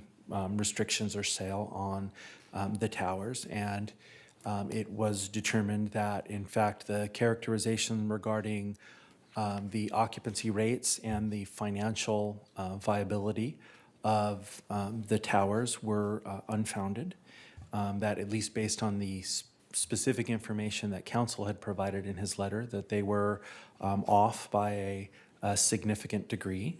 And so there was some discussion among the Golden Rain Foundation board as to what would be an appropriate response to the towers and specifically to Director Beckett relating to this email. And the determination there was that a censure would be appropriate because the characterizations did appear unfounded, and second, had a very significant potential to cause disharmony among the boards, particularly with regard to the towers, and that we, as an organization, did not want similar communications to issue. All right, and so with that, is there any further elaboration or questions from the panel? Well, I think the appropriate thing to do next would be for Joanne to read the resolution, and then there would be discussion based on the resolution. That sounds appropriate. Okay. This is item 13A, Resolution 9017XX, whereas an email by a member and GRF director asserting opinions with regard to the towers has been brought to the attention of the Golden Rain Foundation Board of Directors, and whereas the opinions referenced in the email have not been adopted by and do not reflect the opinions or position of the GRF board. In fact, they have never even been a topic of discussion by this board. Whereas a review of the email discloses multiple factual inaccuracies, and whereas harmonious relations between and among the board, the boards of the housing mutuals, and the members fosters positive, stable, and effective governance, and whereas publishing these inaccuracies was a violation of the director's duty to the board, and whereas the director in question signed a code of ethics for GRF directors approved by the board on March 7th, 2017, acknowledging duties and guiding principles, including to conduct themselves in a professional, courteous, and respectful manner, to perform their duties in a manner the director believes to be in the best interest of the membership and the corporation, to refrain from behavior that could possibly create a hostile work environment, to act in good faith with prudent care and due diligence, to never make personal attacks on colleagues, staff, or residents, and whereas espousing these inaccuracies disrupted and damaged relations among the board, the boards of the housing mutuals, and the members, it was thus irresponsible, injurious, and a violation of the Code of Ethics for GRF directors. Now therefore be it resolved, June 6, 2017, that the Board of Directors of the Golden Rain Foundation, it says corporation, so I think that's a typo, publicly censures this inappropriate behavior, registering the board's disappointment and disapproval of the individual comments and statements by John Beckett regarding the towers. Do I have to do anything about the Scribners? That's just done? Well, I think you reported the Scribner. Okay, thank you. And in the first sentence, you said regard rather than respect. Thank you. Okay. Thank you. I'll move this resolution. Do I have a second? Catherine seconds. So the resolution was moved by Joanne, seconded by Catherine. So now discussion. And if the request for speak button comes up,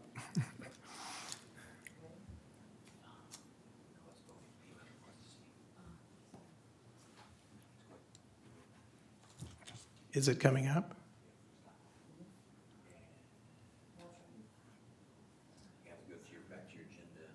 Okay.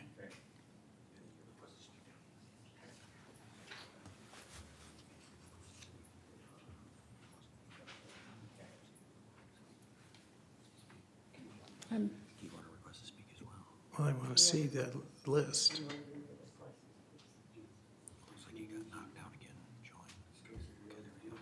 Okay. All right. Have you got your request to speak button yet?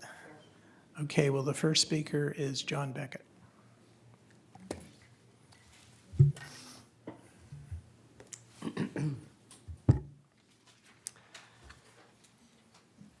This resolution alleges that I violated GRF's Code of Ethics. I practiced law for 35 years, and this is the first time anyone has ever accused me of unethical conduct. Most of you attended the emergency meeting.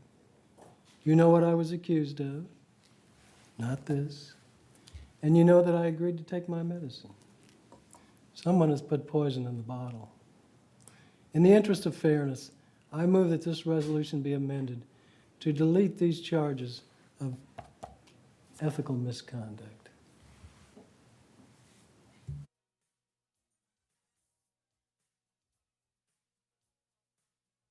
I don't hear a second. Therefore, the motion fails for lack of a second. Any further discussion? I'm not seeing any speakers on my little thing here. Catherine? Yeah, it's indeed unfortunate that it comes to this situation because, as many in the community know, there were times when I was pretty outspoken on given issues that not everybody agreed with. But I think there's a difference in when you're speaking and making against another mutual, which is not based on fact for what their situation is. Now, maybe you had information that the rest of us didn't have, but I know I have never really seen the financials of the tower, so there's no way that any of us could comment. And in a community of this size and of the nature, we really want to be working together as best we can. And censuring, I know, is difficult, but unfortunately, the California Corporate Code doesn't allow us to even do this in closed session, which would always be more polite and easier, because we, by the Davis-Sterling Act, are restricted to very limited issues that we can, in fact, have in closed session. So it's something that I personally feel is the right thing that we needed to do, because we need to make sure that all boards understand that we have to be working together if this community is going to be successful as we go forward. And having any one individual raise issues and accusations possibly that are unfunded and which concern and create within the residents of that particular mutual discomfort and disbelief.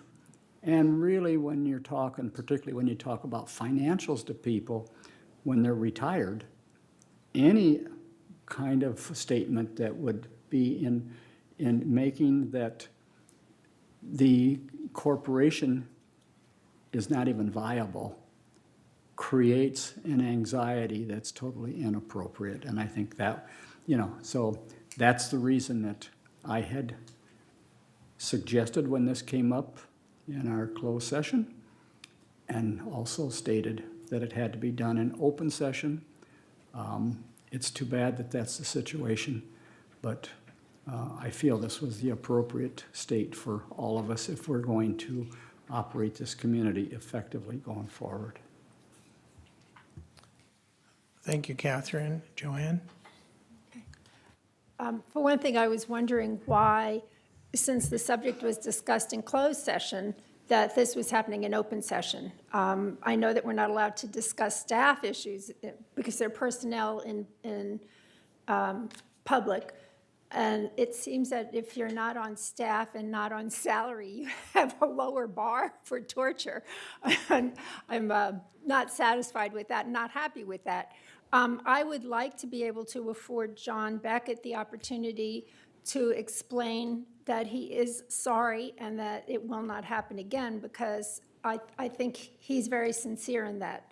And John, I think it's really important. I mean, we all do our best.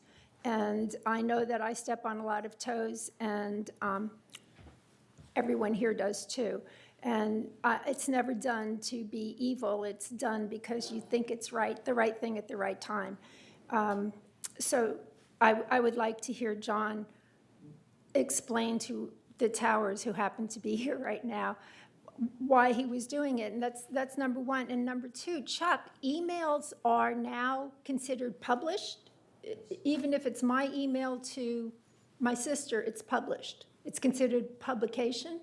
Absolutely can be.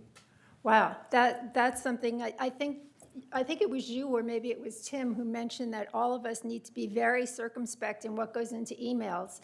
And this is an excellent illustration, because you were addressing your email, and who knew it was not in the New York Times? Okay, the next speaker is Judith. This is hard for me. I will probably vote against the motion only for the following reasons. I don't ever condone this type of behavior, but I personally don't feel, after listening to John in the closed session, that he had any intentional malice when he was speaking. We all know directors that have done 10 times more than this and have cost this community over $300,000, $400,000 with their behaviors, but they never get their hands slapped. So I do think this was a horrible learning experience for John. At least it appears that's what I've observed. And so that's the reason that I will be voting against the motion. Okay, I don't see any other speakers, so hang on. I would still like to give John the opportunity to resign from the board prior to our taking a vote. All right, it's your turn.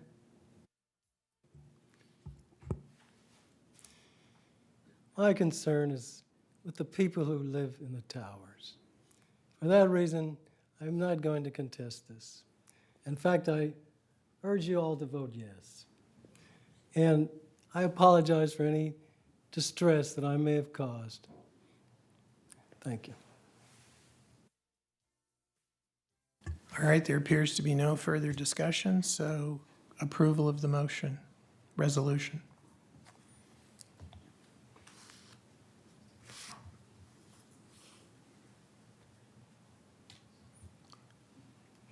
All right, have finished voting? John, you can vote as well, please. You vote as well. Huh? You vote. I did, Okay. and there's no doubt what my vote is. John Beckett, you're welcome to vote. He wants to abstain. Hit abstain, the blue button. Recuse or abstain? You can recuse yourself if you wish. I don't think I have the right to vote. Then abstain, that's abstain's fine. So an abstain, it's not an abstention, it's a recusal. It's not an abstention. Okay, if that is the vote as the screen is showing it. However, if the abstain vote is not what you wanted to do, if what you wanted to do was not vote at all, we can record it in that manner and not as an abstention. Thank you. I don't see a recusal button, but that's what I want to do. Okay, so is that duly noted by our secretary? All right, the resolution carries. And I had a question for the legal. For the attorneys? For the attorneys. Okay, go ahead. In this type of resolution, do we need 2/3 vote, or is this a regular majority? Okay, just Yeah, curious. this is just a regular majority vote. All right, thank you. And I hope for the rest of the time I'm here, we never have to deal with this again. Okay, the next item on the agenda is item 13B, which is to entertain a motion to approve a resolution to relegate distribution of luxury suites. Okay, this is Resolution 9017XX, Resolution for Regulating Luxury Suite Tickets. Whereas GRF oversees the cable television services at Laguna Woods Village and is authorized to contract with his authorized contract and agreement negotiator, Whereas the negotiation of the Fox Network contract resulted in community sponsorship of up to $5,000 per year for 3 years and use of Fox Network luxury suites with catering for up to 5 games per year. Now therefore be it resolved below is a list of qualifications and guidelines to ensure that gifts and luxury suite tickets are fairly and reasonably distributed. And these are bullet points. Outstanding employees for heroic events, volunteers with the most hours, be it individuals or as a group, use by lobbyists in appreciation for legislative assistance, largest private sponsors of village PAC events each year, largest monetary supporters of Laguna Woods Foundation, board members and their immediate family are prohibited from receiving luxury suite tickets. No person who receives a luxury suite ticket shall sell or receive reimbursement for the value of the ticket. Be it resolved further that the CEO department shall be the ticket administrator for purposes of implementing the provisions of the above provisions. Additionally, the CEO department may revoke or suspend the ticket privileges of any person who violates any of the above provisions.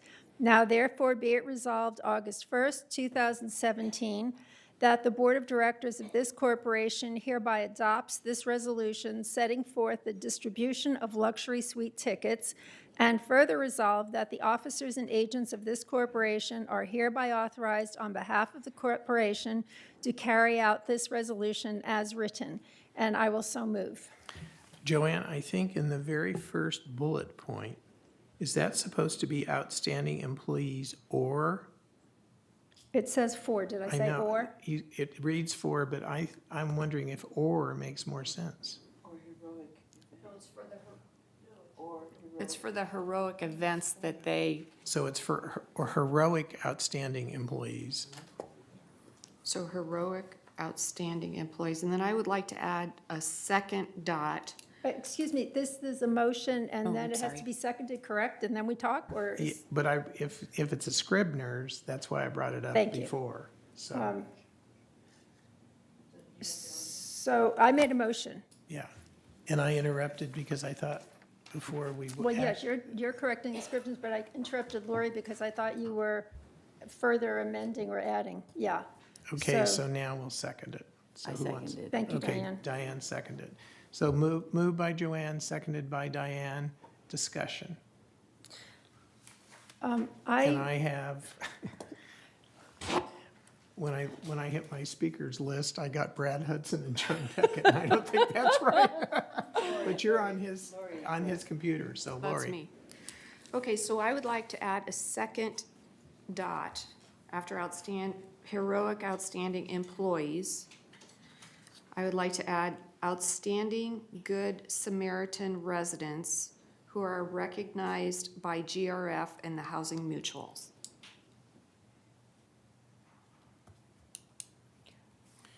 What if you just say outstanding recognized good Samaritans, residents?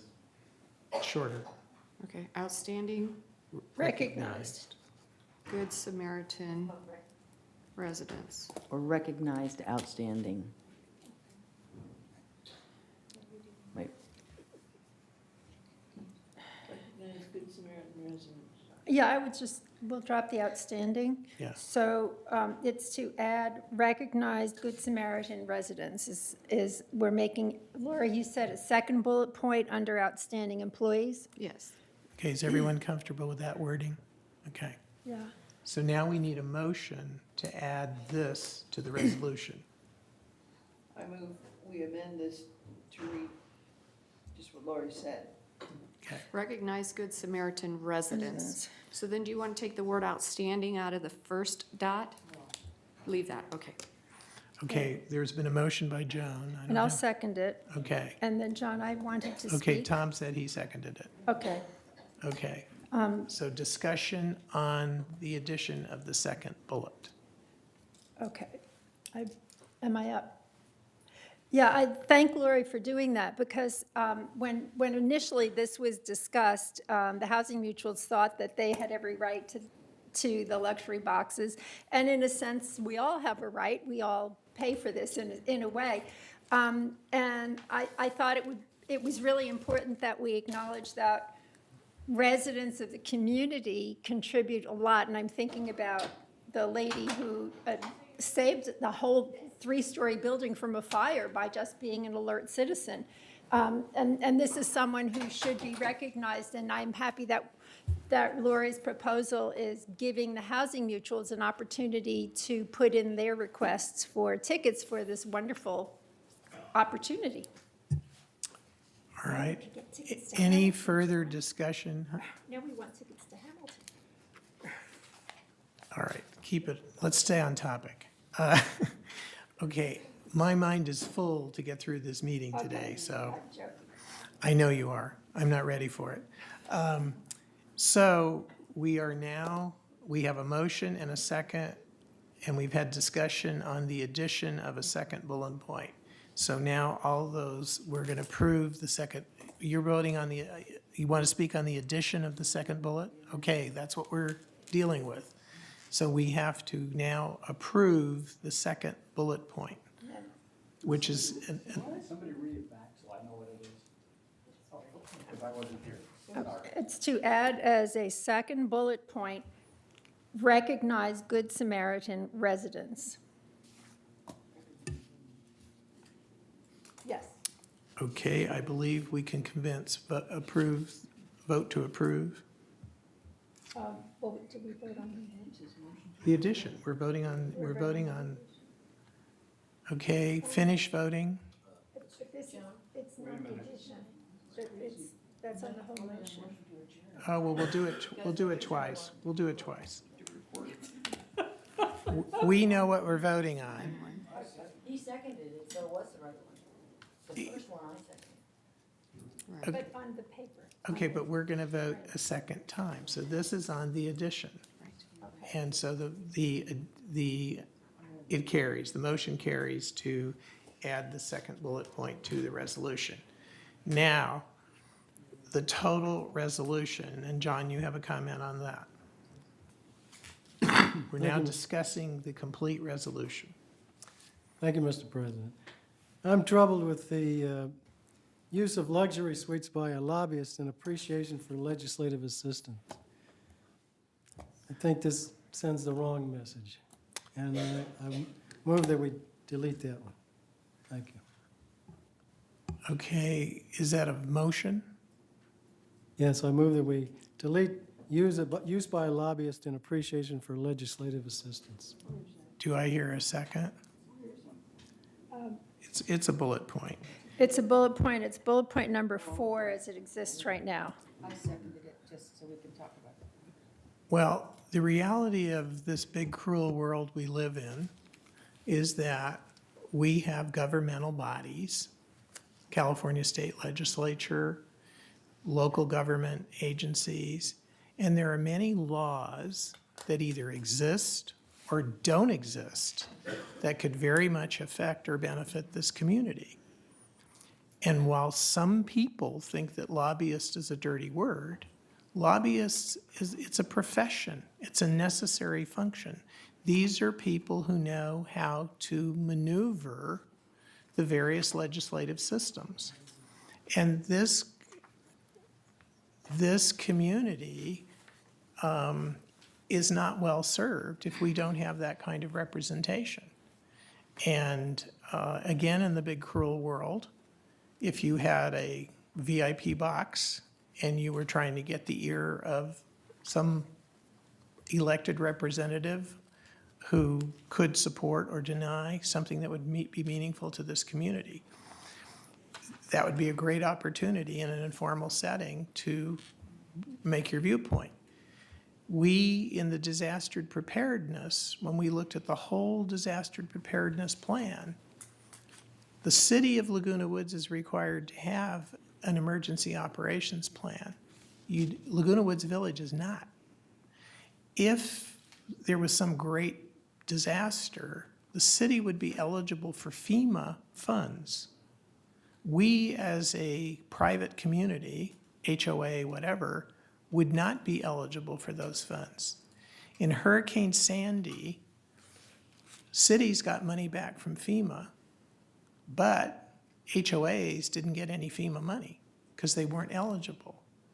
So if you look at, we're as big as many cities in California, and we also have Walnut Creek, and there is Seal Beach. Well, wouldn't it make sense for us to see that we could get us not included rather than exempted in such a situation? There's all kinds of things, and it's not closed door, dirty back deals. And there was a fabulous movie on last night on Channel 6, Miss Sloan. I am totally in support of allowing the box to be used for this purpose, and I am totally in support of us hiring a lobbyist for our community. That's not the issue, but now I don't have the speaker list. I have Catherine. Am I on your list? You're on my list, yes. Yeah, I agree with John that although some of us may say have bad thinking about lobbyists, unfortunately, and John is absolutely right, there are certain circumstances where it's absolutely critical that we have somebody working for us up in Sacramento on legislation that is beneficial to us. Let's recognize that our ability to have the transfer fee was blocked until Walnut Creek themselves went to the legislature and lobbied the legislature to get the one basic ruling, or to get the legislature to pass a law that allowed any community that existed before, I think it was 1980, could in fact have a transfer fee on the transfer of ownership, because that was how these communities had been created originally. And so it's important for us to recognize that if we really have specific situations, and John was very clear on one that's very appropriate for this community, that we recognize that the importance of having a lobbyist and having the opportunity. Doesn't necessarily mean it's going to necessarily occur, but it gives the opportunity for us to do that and to speak with somebody in a private session, like at a sporting event, is very positive. As you know, I play golf, and one of the things that golfers do, you got 4 hours with your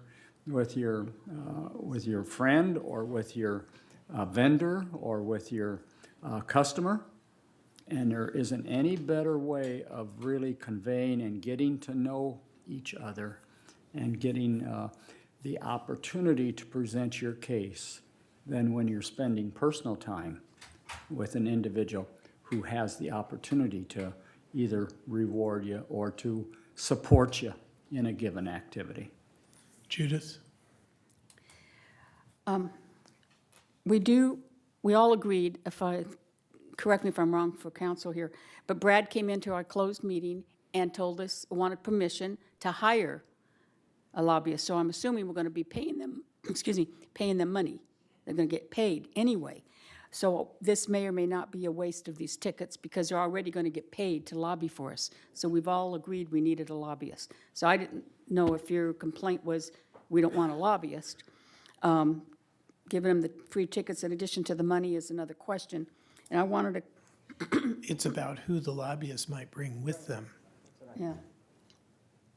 For giving tickets? Yeah. Okay. And then I wanted to comment on the new added bullet, recognized Good Samaritan residents. I just want to remind all of the directors out there, even if you're a good Samaritan resident somewhere in your building or someplace else, you still don't qualify under these rules for tickets. You can be recognized in other ways through your board or the Globe or something of that nature, but this still, you will not be recognized as a Good Samaritan resident for these tickets. So I just wanted to clear that up. It's not automatic. Yeah, it's not. Okay, any further board discussion on this issue? All right, Andre.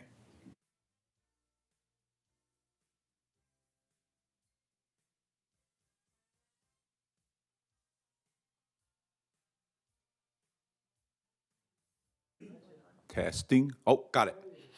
Okay, 389Q, Andre Torn. And I can see that lobbyist is really a reality of this world, and definitely will help us a lot. And I understand that John and Catherine talk about we need to help reward the lobbyist. I think the concern is that whether it's a volunteer lobbyist or a paid lobbyist. If it's a paid lobbyist, they've already got paid. We don't need to give them additional awards. If it's a volunteer lobbyist, yes, definitely we need to consider that. And second thing is about legislative assistance. I hope it's not lobbyist of legislative assistance towards our own Laguna Woods village. Okay, I really don't think it's appropriate to appreciate a lobbyist that lobbyists for the special interest group within the Laguna Wood village and not for the benefit of the whole village. That's my two concerns. Thank you.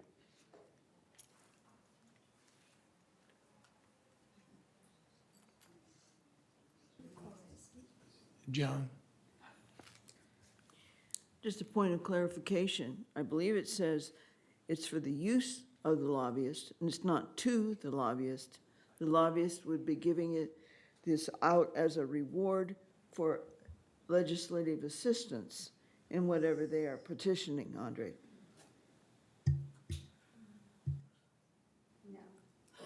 Mary? Mary Stone, 356C.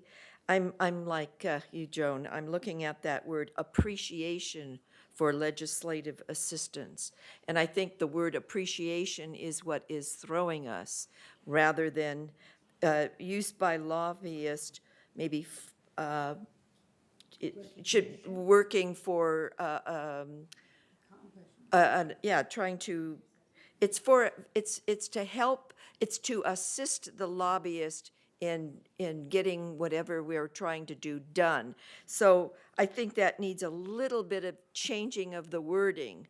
So for use by a lobbyist, to, you know, for, you know, to us, for a legislative assistant, not appreciation. Recognition? I think if you just took out the word in appreciation, use by lobbyists for legislative assistance. And that might better explain how they're using it as part of their work. But I don't know how to, you know, Joan's the English major. Thank you. Okay, looking at my speakers list, next is Tom Skirgle. I think we're focusing on one negative and forgetting that this is going to serve people who are doing heroic things in our community probably much more often than we would. I mean, the legislator that's just one part of this. So I think we should just look at the whole thing and keep it positive. This is to give recognition to probably our own staff and citizens and all of that. I mean, so that's. Joan? I'd suggest, and this may be an amendment, we might say used by lobbyists to show appreciation for legislative assistance.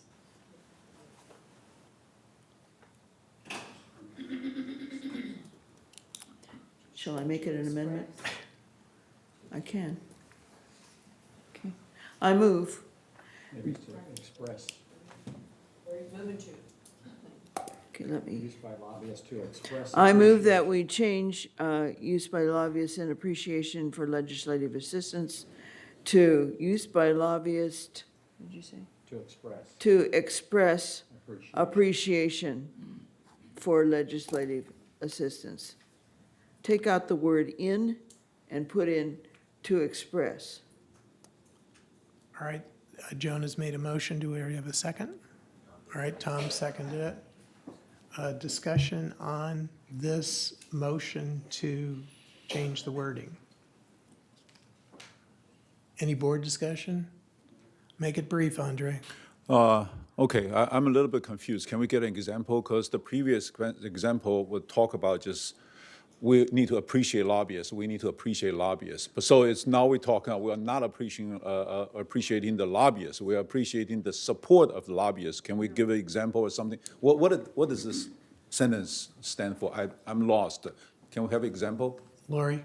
So Andre, as an example, say we need something in community services with regard to leasing or something like that, and the Department of Real Estate assists our lobbyists in getting some sort of legislation passed.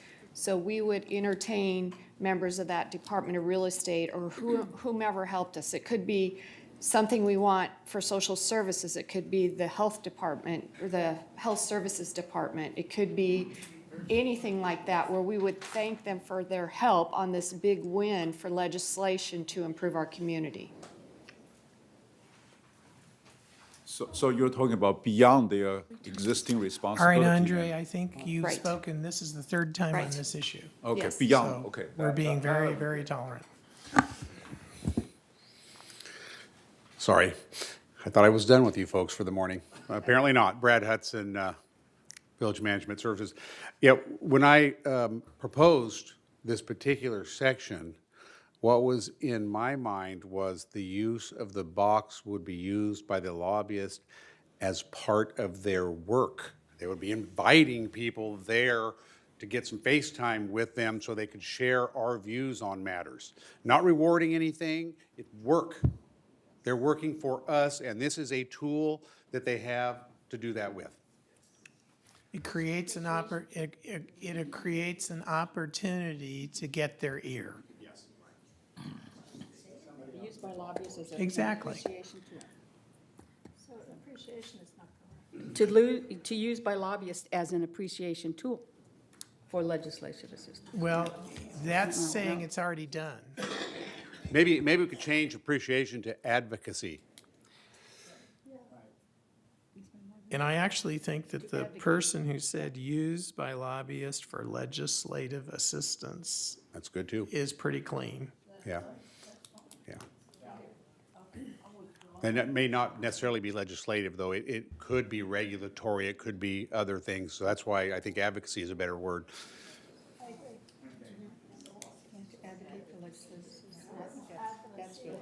Advocacy.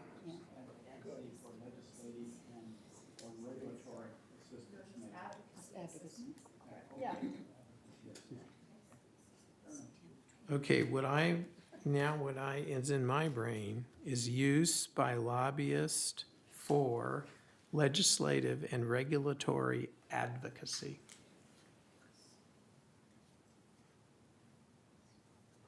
Okay, now Joan withdrew her motion.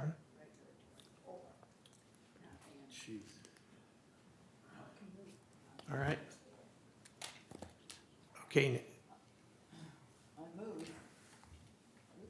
Anything yet? I move then that we change bullet point number 4 to use by lobbyist for legislative advocacy. for legislative and regulatory advocacy. I'll second that. Okay, it was moved by Joan, seconded by Joanne. And now I have a bunch of people on my list, and I don't know, Richard, you're on there. Yes. Okay, do you want to speak to this? Yes. Thank you. My knowledge of lobbyists is they don't do anything unless you pay them. So why are we giving them a gift if we're already paying? It's not to them, it's to. We're giving them a venue to lobby. It's for who they're trying to convince to pass the law or change a law for us. Lobbyists do not work for free. No, Oh, no, we're and- paying and them they money, wouldn't too. be working for free We're for paying them us. money. What we're doing is we're giving them a venue to lobby. We're giving them a tool. We're saying, if you're gonna lobby Governor Brown, and he's hot for the Angels, here's the VIP box at the Angels game. Take Do the it. governor, and then they talk. Well, They're I not don't gonna work agree. for free, and we don't expect them to work for free. Obviously, if we hire a lobbyist, we pay them. All we're doing is, this is a possible venue where something could happen for our community and would create an environment where they could get somebody's ear, just like on a golf course. Use the box. And we're not saying that's all we're doing. Like, as Tom pointed out, it's one possibility. I think we're really getting hung up on this. It may never happen. And the lawyer said it was all right.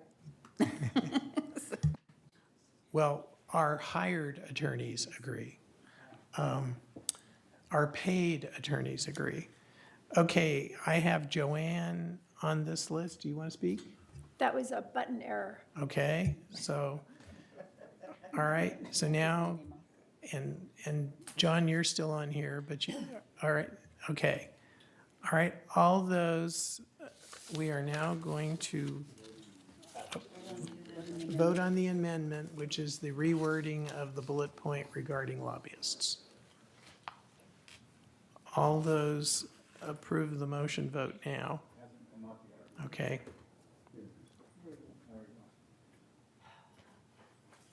Okay. Finished voting?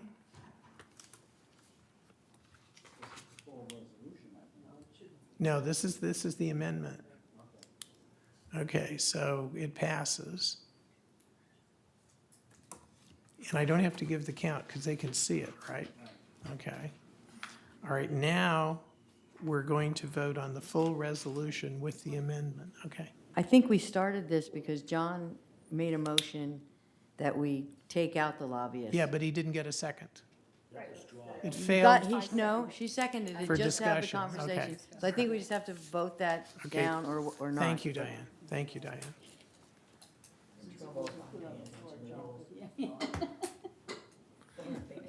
That motion could be withdrawn. Let's just get over it. All right. We don't have to do it. Okay, we're voting on the motion to eliminate the lobbyist bullet, period. Oh, okay. As motioned by John and seconded by Judith. What's in front of us is not that. Yeah. Right, so we're a little confused. We need a blank voting screen. Blank voting screen. So a no means that you want it the way it has been amended, and that you have to vote no to do that. The motion was to eliminate that Right. item. So if you wanted it eliminated, you would vote yes. If you didn't want it eliminated, you would vote no.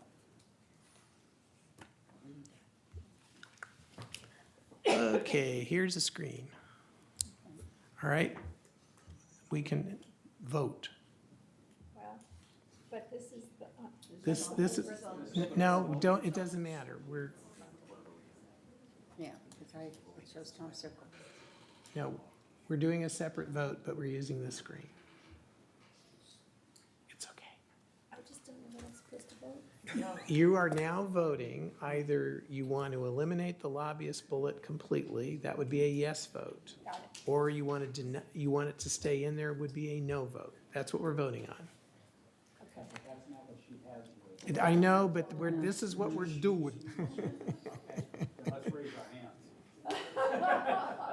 Yeah, that's a good point, Catherine. Yeah, because she needs to have the proper people recorded who made the motion and who seconded it. Well, Is that? she has. Because it's wrong on the screen. Okay. Yeah. So Beckett made the motion and Judith seconded, and that was the motion to eliminate the lobbyist bullet. Right. Okay, we've taken a vote on that now, and a yes vote would have taken it out.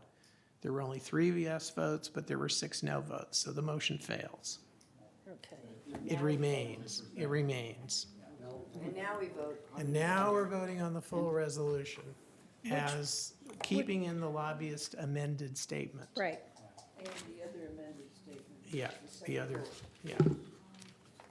The addition of the second bullet in the amended lobbyist statement is what we're voting on now, when we get a screen.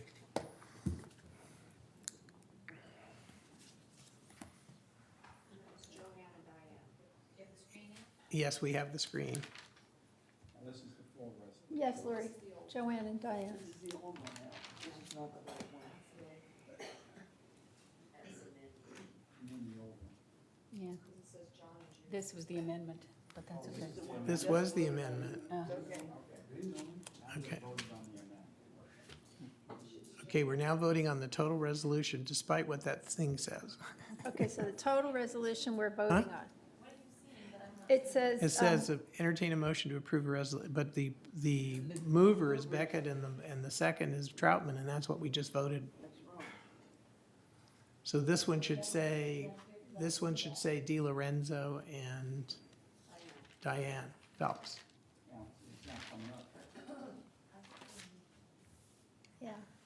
See, the system is not that flexible yet. John. To Lorenzo, second Phelps, and it was to accept the amendment. resolution. The resolution as amended.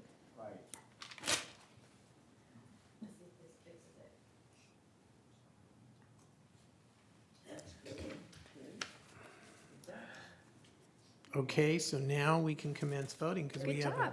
Good jiffy job. little screen. So a yes vote is approving the entire thing. All right, finish voting.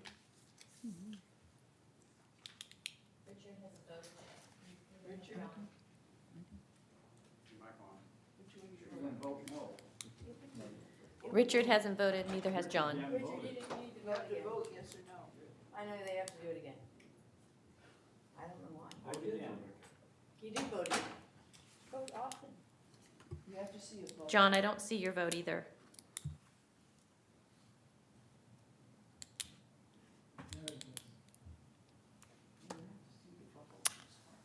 So while you at home are staring at your TV, we're staring at these little screens. At least they're getting to eat lunch. The luxury box resolution passes Okay. And it passed 8. to 1. Yes, because I guess it's a 30-day notice, and there aren't 30 days between this meeting. Our next board meeting is July 5th, and today's the 6th. So now I'll come up Yeah, with yeah.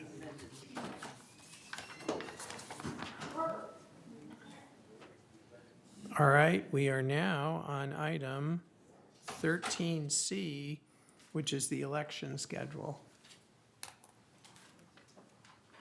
And John, that does not come up as a resolution.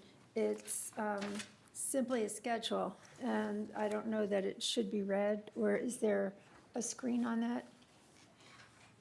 It's the 2017 election schedule for Golden Rain Foundation. It's just.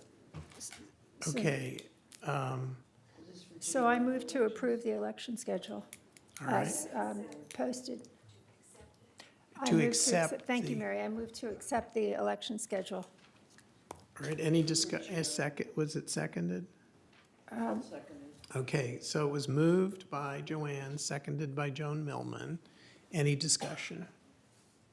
All right, all those in favor of accepting the election schedule, please vote. I did have a discussion, but maybe. No, that's gonna come later, yeah. Because that's under future business. Okay. Okay. All right, voting finished? She's not here. She's not here. Should I hit the abstain on her? I got it. Okay. All right, the acceptance carries. Okay. So we are now on committee reports. Wow. And we don't have to vote on that. So this is like old school committee report. Got it. Diane. Okay, I'm here to report on the Finance Committee. We'll see in a minute how it works out. But first, I'd like to say that we did not have a meeting. The Finance Committee did not meet in May, but our next meeting will be next Wednesday, June 14th at 10 a.m. right here in the boardroom. Topics will include banking and reserves. Another meeting I'd like to mention is that the GRF 2008 Capital Plan meeting is June 15th at 9:30. I think that's Thursday, right? Yeah. Okay, and now I will cue up the slides, and there we go. I can see the slide. Or, okay, there we go. So on slide 1, through the reporting period ending April 30th, 2017, total revenue for GRF was $13.2 million. This is compared to expenses of $13 million, resulting in net revenue of $216,000. Slide 2, please. All slide 2 is trying to show you. Oh, I think we got to slide 3. Hold on one sec. Well, I'll go ahead and talk about it while it comes. There we go. There. The only thing slide 2 is trying to do is separate out operating versus reserve funds. So what slide 2 shows is that after we back out depreciation, we can see that operations had a deficit of $258,000. Okay, slide 3, please.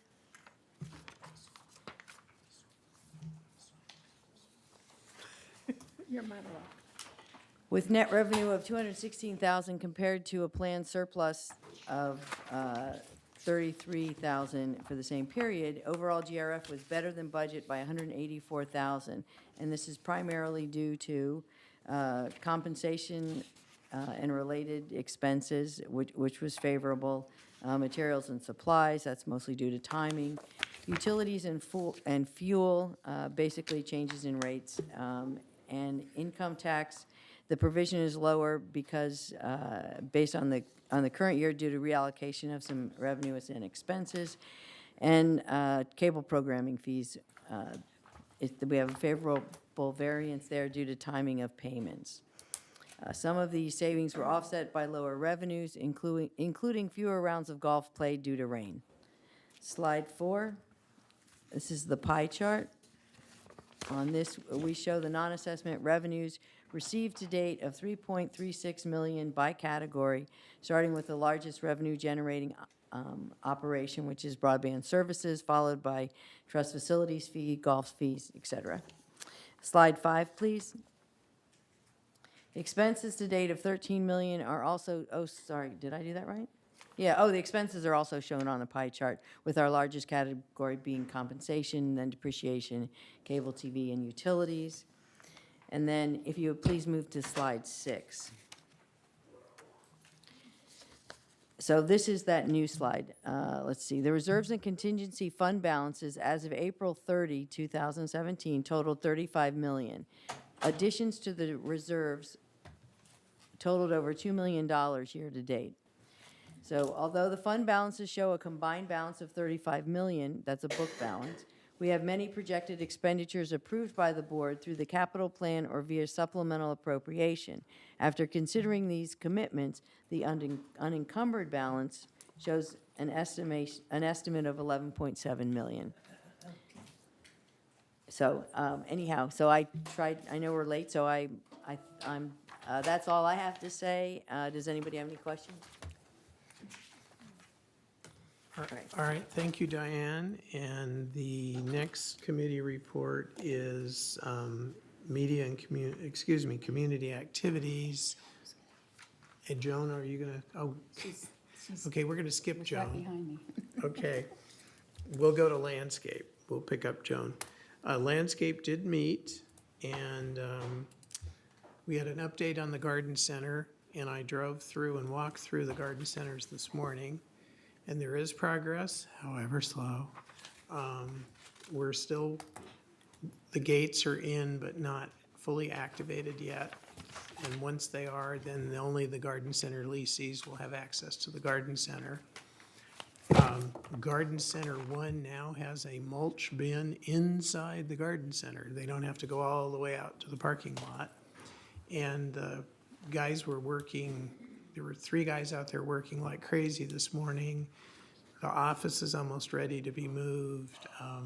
Lots of new plots have been created. The old shade house is almost ready for the new plots. So there is progress in the garden centers. And along those lines, the landscape department has a full-time employee whose job is to do maintenance activities in the 2 garden centers. So it's not somebody that's pulled from somewhere else. That is their assignment, is to work in the garden center. The other,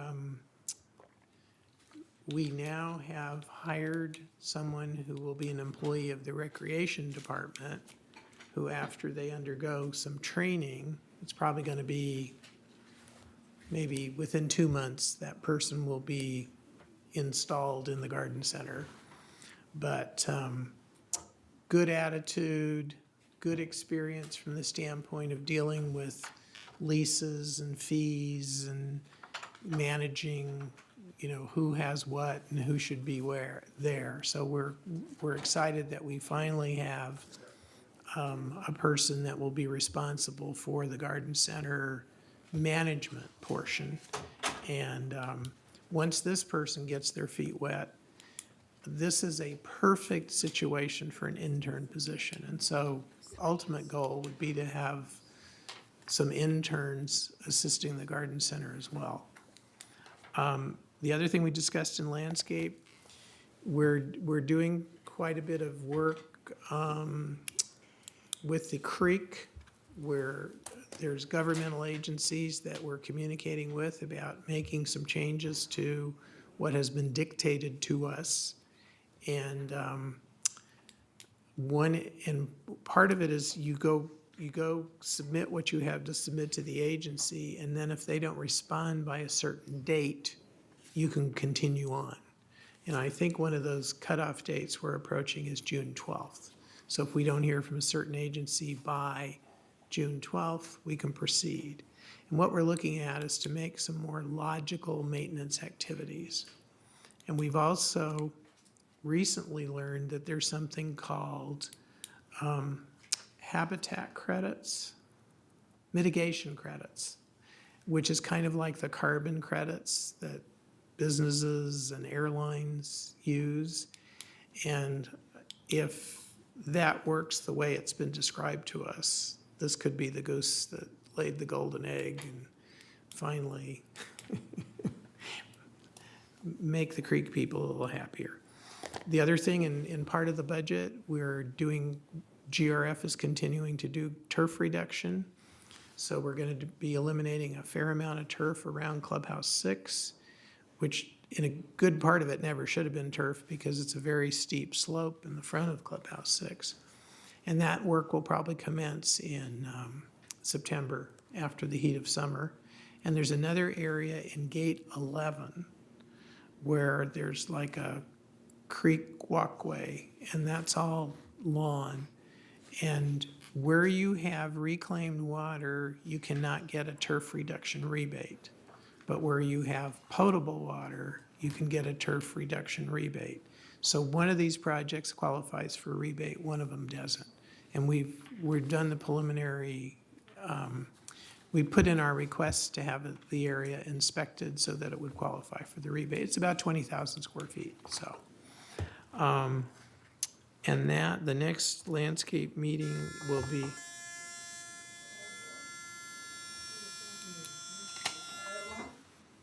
All right, evacuate the. System, by the way. Evacuate. I was ready to leave. Okay. The next landscape meeting is July 20th. And Joan, you're now on for community activities. We skipped you while you were indisposed. That's number That would be 12B. 14B, isn't it? 14B, I'm sorry. I don't have anything 14B at all. Okay. So there was no meeting, and the next meeting is? Okay, it's, I'll look it up. Okay. all right. Joanne? There was no Media and Communications Committee meeting for May.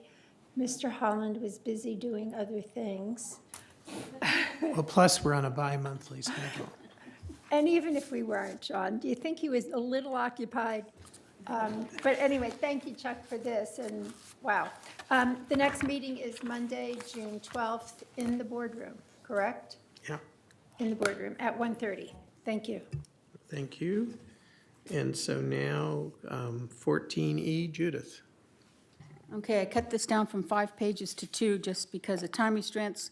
This is the report of the GRF Maintenance, Construction, and Energy Committee for May. In April, the board formed the PAC Clubhouse 3 Renovation Ad Hoc Committee to work with staff on a renovation of Clubhouse 3, which will be completed in phases due to the 2017-18 budget limits. The committee itself is represented by GRF, the 3 mutuals, and the appropriate staff members.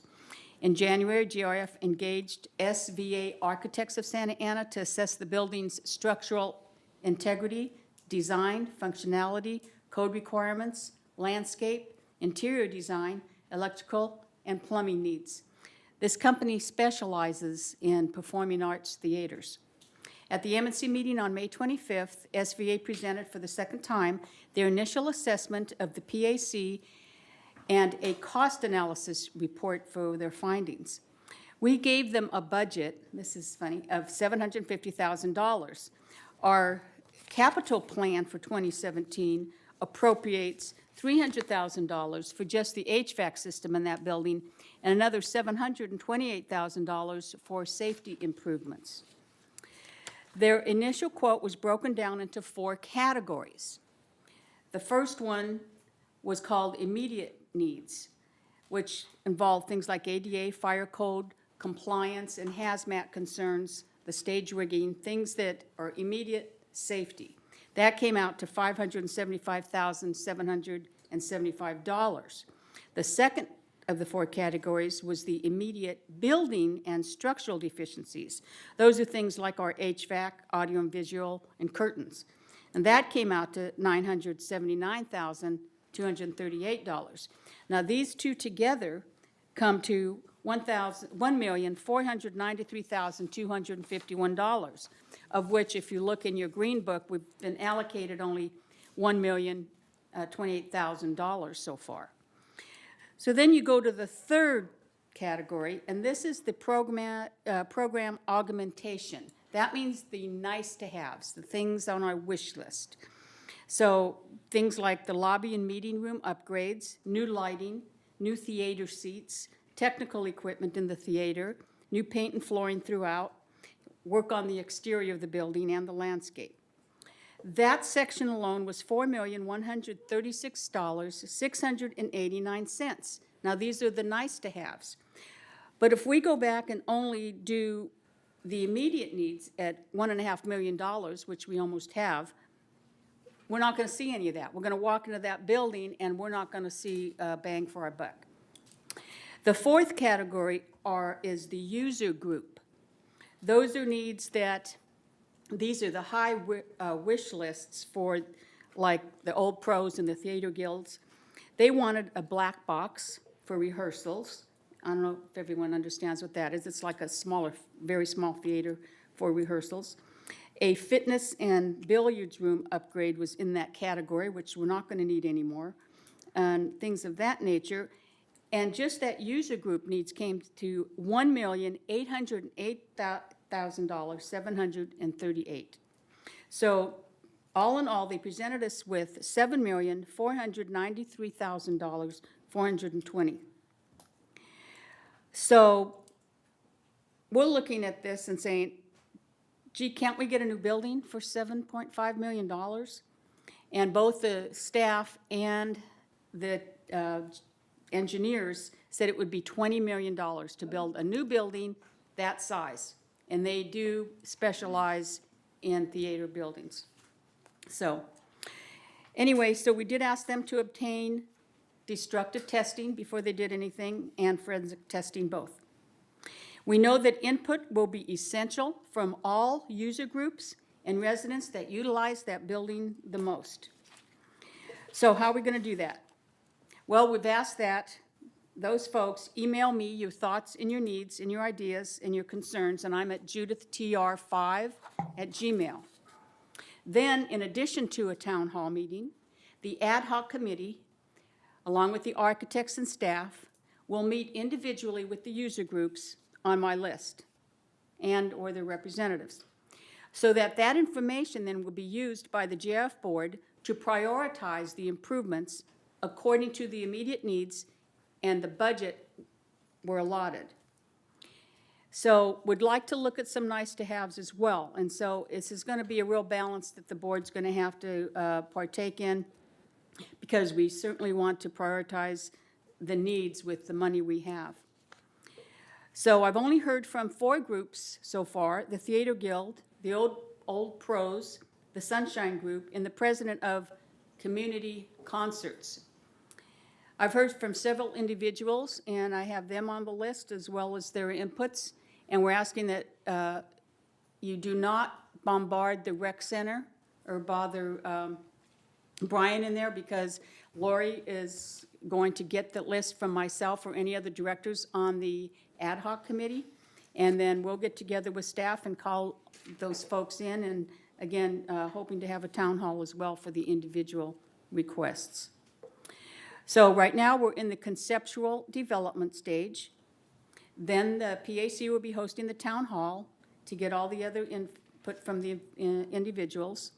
And then after the engineers and the architects work in all of those requests and redo their analysis, they'll come back to the committee with the new costs.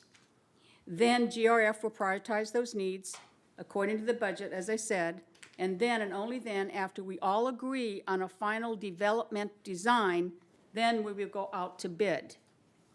It's a big project. We need you to be patient, follow the chain of command, and respect the process. It keeps the rumors down, and staff can be more productive. We also approved at that meeting on the 25th a 10-year reactive plan for a concrete sidewalk replacement program. And so staff will be giving us some costs on that. We're thinking around $150,000 a year, but we're waiting for details. We did turn down, we had a request from Third for curb cuts. It's a $63,000 project for 10 curb cuts, and they wanted GRF to pay for half of that. And these were individual requests and not ADA mandatory requests. So we decided, because of all these other emergency needs we have in the village for the GRF buildings, we're not going to be able to participate in the program at this time, so we had to turn third down on $32,000 that they wanted for curb cuts. The next scheduled M&C meeting is July 20th. We can always call a special meeting if we have an action item. And that, two things to look forward to for the next July 20th meeting. We'll be looking at the dry rot in the annex building at Clubhouse 2 and an airlock system for the community center here for the front doors so that we're not losing all that energy out the doors. And that concludes my report. Thank you, Judith. The one thing I would add is that, you know, the $7 million, people are choking at home, but that this particular project has always been looked at with the concept that it would be phased, that it would be probably unlikely that we would close the whole building down as Clubhouse 2 was done and spend a year or more under construction. The part of the architect's commission is that they would look at logical phasing as well, so that it would be incremental. You haven't said anything all day, Dick, so go to it. Get to use the new microphone. Dick Rader, 270D. I was not able to come to the Clubhouse 3 meeting, or the meeting that talked about Clubhouse 3 renovation. But I thought we had talked about Clubhouse 1 having some priority. What are the plans with regard to Clubhouse 1? Essentially, there's no, we could get the architectural work done on 3 and sit on it. So what's going on at 3 doesn't preclude what's going on at 1. But the truth is 1 is in a little better shape in certain areas. But there's no architect's been hired for 1, no program's been established for 1.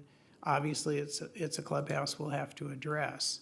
But the fact that we're looking at 3 doesn't preclude anything happening at 1.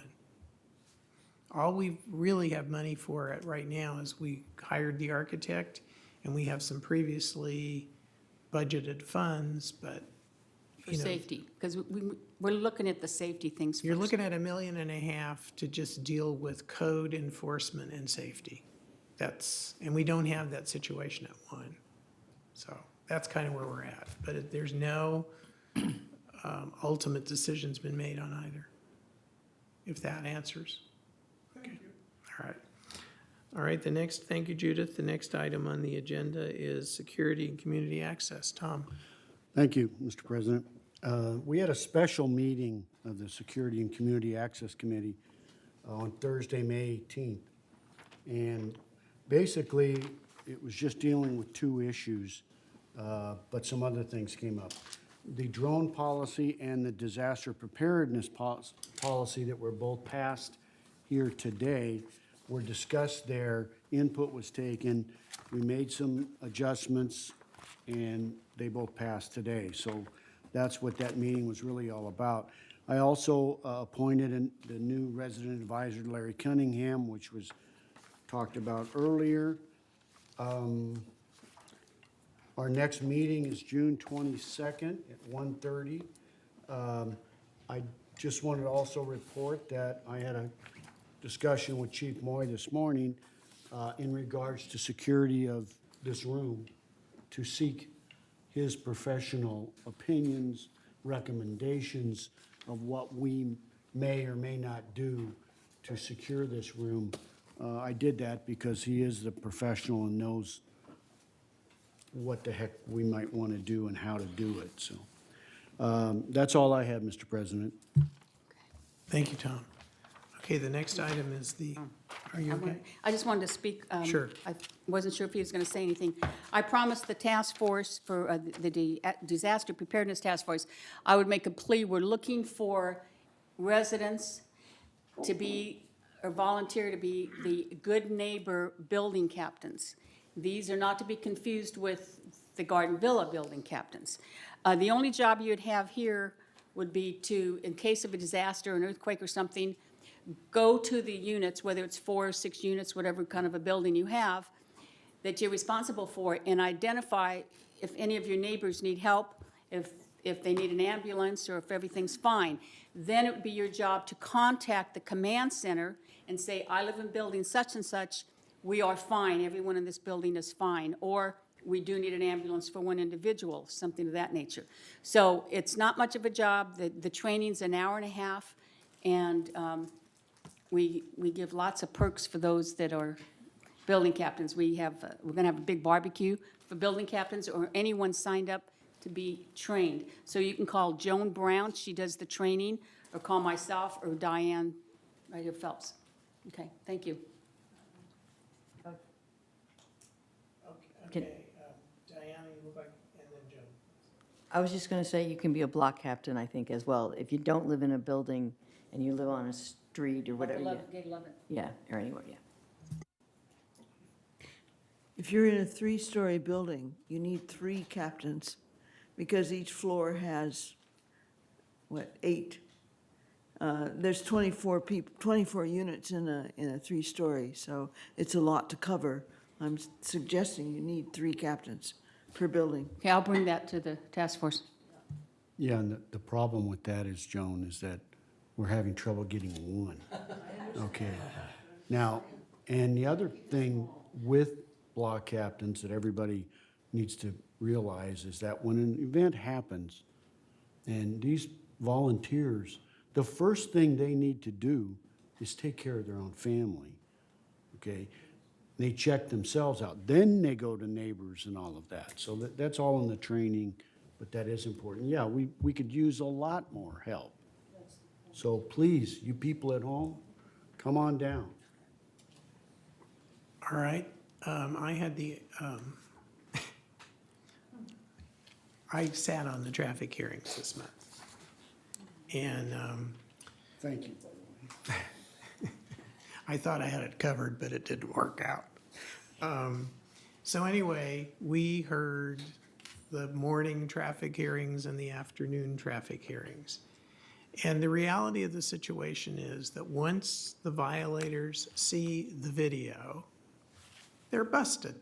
I mean, it is obvious that they have run a stop sign or that they are driving too fast. So here we have 2 officers and a staff person, plus a representative from each board sitting at a meeting, in my opinion, most of which does not have to happen.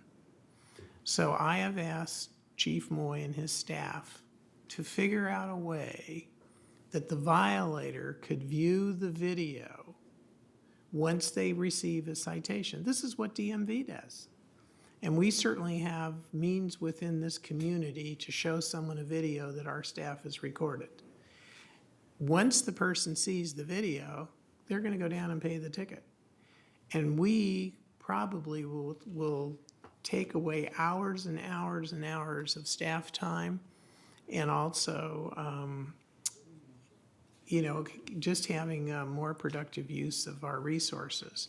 So security is going to look at that, and I think these traffic hearings could be reduced to a morning or every other month, because the video, there's just no arguing. Although we actually did have somebody come back to look at it a second time. So that's, I'm sure Ray is not going to be thrilled by my report, but Tom.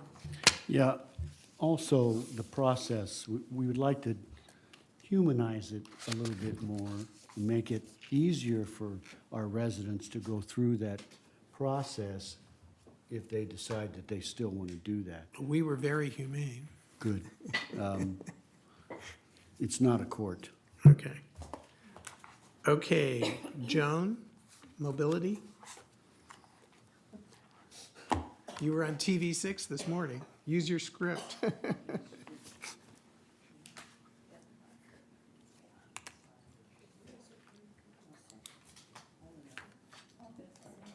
I don't have my script with me, so I'll ad lib. Okay. One of the reports we had was how great the bus system is working as far as shopping trips and excursions. And then people are always invited to come to the information, bus information, which meets twice during each month. Once on Wednesday, the third Wednesday of the month, here at the community center, and the third, the fourth Tuesday, I think it is, at the towers. So everyone gets a chance to come to the meetings. Apologize, didn't know I was gonna have to speak. Did all of it this morning. Anyway, I urge people to get a hold of the bus schedule and to enjoy riding the buses now. There's a lot of things going on, and I think it's a very exciting thing. We talked about, in the meeting, we really took no action, but basically, we got a lot of information. And one of the things that's happening is we now have chargers, a couple of chargers here behind the community center for electric vehicles. There will be much more information from the M&C group, because they're more in charge of this, but prices will be set. The residents will be able to use these, but you need to inquire as to how much and so on. It was an exciting meeting, and I'm sorry to be so hesitant. See my interview on this day from today. Okay, thank you. All right, thank you, Joan. So we now are on agenda item 15, which is future agenda items, and the gift and naming policy. Diane, do you want to say anything? Okay. And video candidate statement. This is something that Joan Millman has proposed, and what we're trying to do is anybody who's going to run as a candidate for either the mutual boards or GRF would be given an opportunity to make a statement, a video statement, that would then be broadcast on Channel 6 without any cost. And what we're trying to do is give people an opportunity to become exposed to the community without having to join a slate of candidates or spend money. So, and since we have this resource, why not use it? So we're gonna work the details out on that.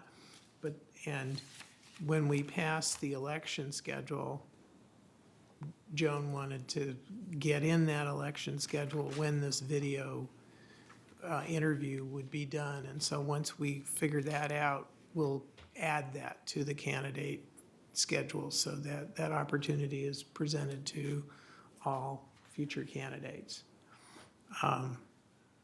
Yeah, basically, my thought was, there are a couple of things, that all candidates would have the opportunity to give their 3-minute statement and maybe answer one question like they do for the Globe, but it would just be a video of you. And perhaps all of the candidates might be introduced by some well-known person, and they say, these are the candidates for United, and then they'd all speak and on video, and then these are the candidates for Third, and they all would speak on video. This would be run several times before the final election, so that everybody would get more exposure to the community. That's the basic plan. Okay, thank you, Joan. The other future agenda item is a resolution regarding cable as a joint amenity. And this is part of our compliance situation. And one of the things that happens is somebody gets a fine, they don't pay the fine, and then ultimately it comes to GRF as a court of last resort, and we turn off their cable. Well, what we're looking at is a way to expedite that situation so that there's not this great lag time between the time when somebody receives a fine for a violation and they actually pay and have to deal with the consequences of their actions. It's all part of updating the whole compliance of the village. And this board spent 2 days dealing with old compliance issues. Some of them went back to 2014. And people come in and sit there, 3 years they haven't paid their bill, and it's kind of like la-di-da. Well, thanks to Tim Moy, there's a new sheriff in town, so things are going to tighten up. With that, I'm open to director comments, and I'll start with John.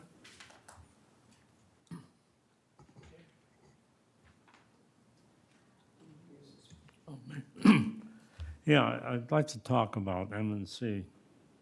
Talking about extending Clubhouse 3, what about this building? Staff already told me they were going to delay, they're going to improve this building one floor at a time. The thing that has me a little concerned is our air conditioning system is running out of its life use. And if we replace it now, we can get a big rebate. So if we wait until it expires, then we're going to lose a lot of money. So I'm just wondering what's happening in that score. I'm sure it's going to come up in our budget meeting on the 15th. I beg your pardon? We have a GRF 2018 budget proposal meeting on the 15th of June this month, and I'm sure there will be some agenda, or not, some budgetary items regarding this building in that proposal.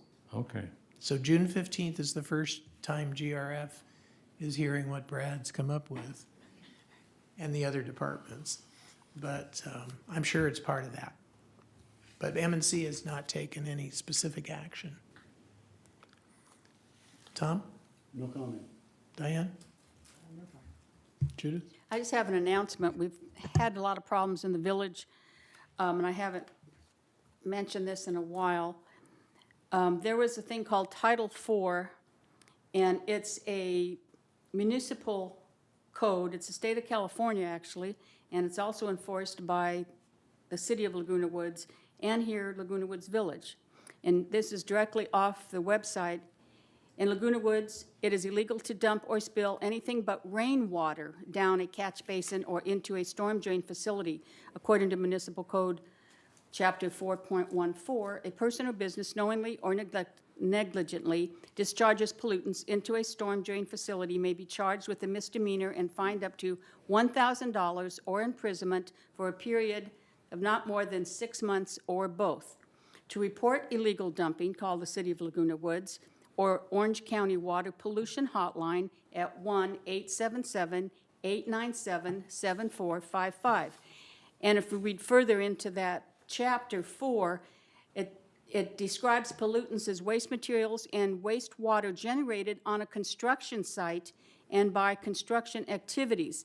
So when you hire a contractor, if he's cutting his flooring and wood products and tile and drywall on your patio and then washes it down the sidewalk and it goes down into the street, you are liable for a $1,000 fine. And we've had a couple people that are being hit with that now in Third, and they're not very happy.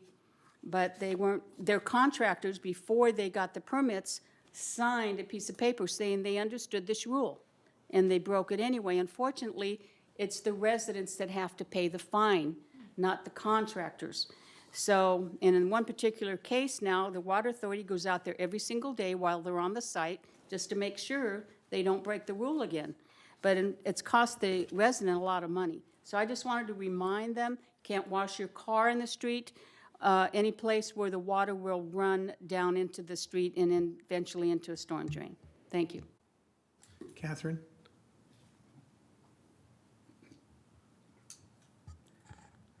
Yeah, surprisingly, I think this meeting went quite well. Some of us had reservations about whether we'd even finish by an early time because of the difficulty we had last Friday in trying to make the system work. So I applaud you guys here at the end of the table who have to make it happen. I know that it's still a learning process, but good job, and I think the community will benefit significantly from having directors, or at least this room available for meetings and for the board meetings. So thank you. Joan? I echo that, Catherine.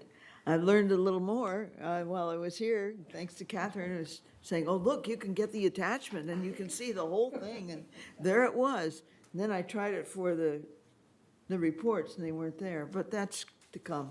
Anyway, I think it's beautiful. I really have enjoyed working with the system. Thank you. Joanne? No? All right. And I agree with Catherine. This went way better than I thought it might. And, because we had an agreement, we could bail and just go back to the old way if it was a disaster. So we got through it. And thank you, Corinne, and thank you, Chuck and Leslie. We know how much you guys, time you put in. And they had to attempt to train us. And they still get the third board coming. So, lots of luck. Okay. This meeting is recessed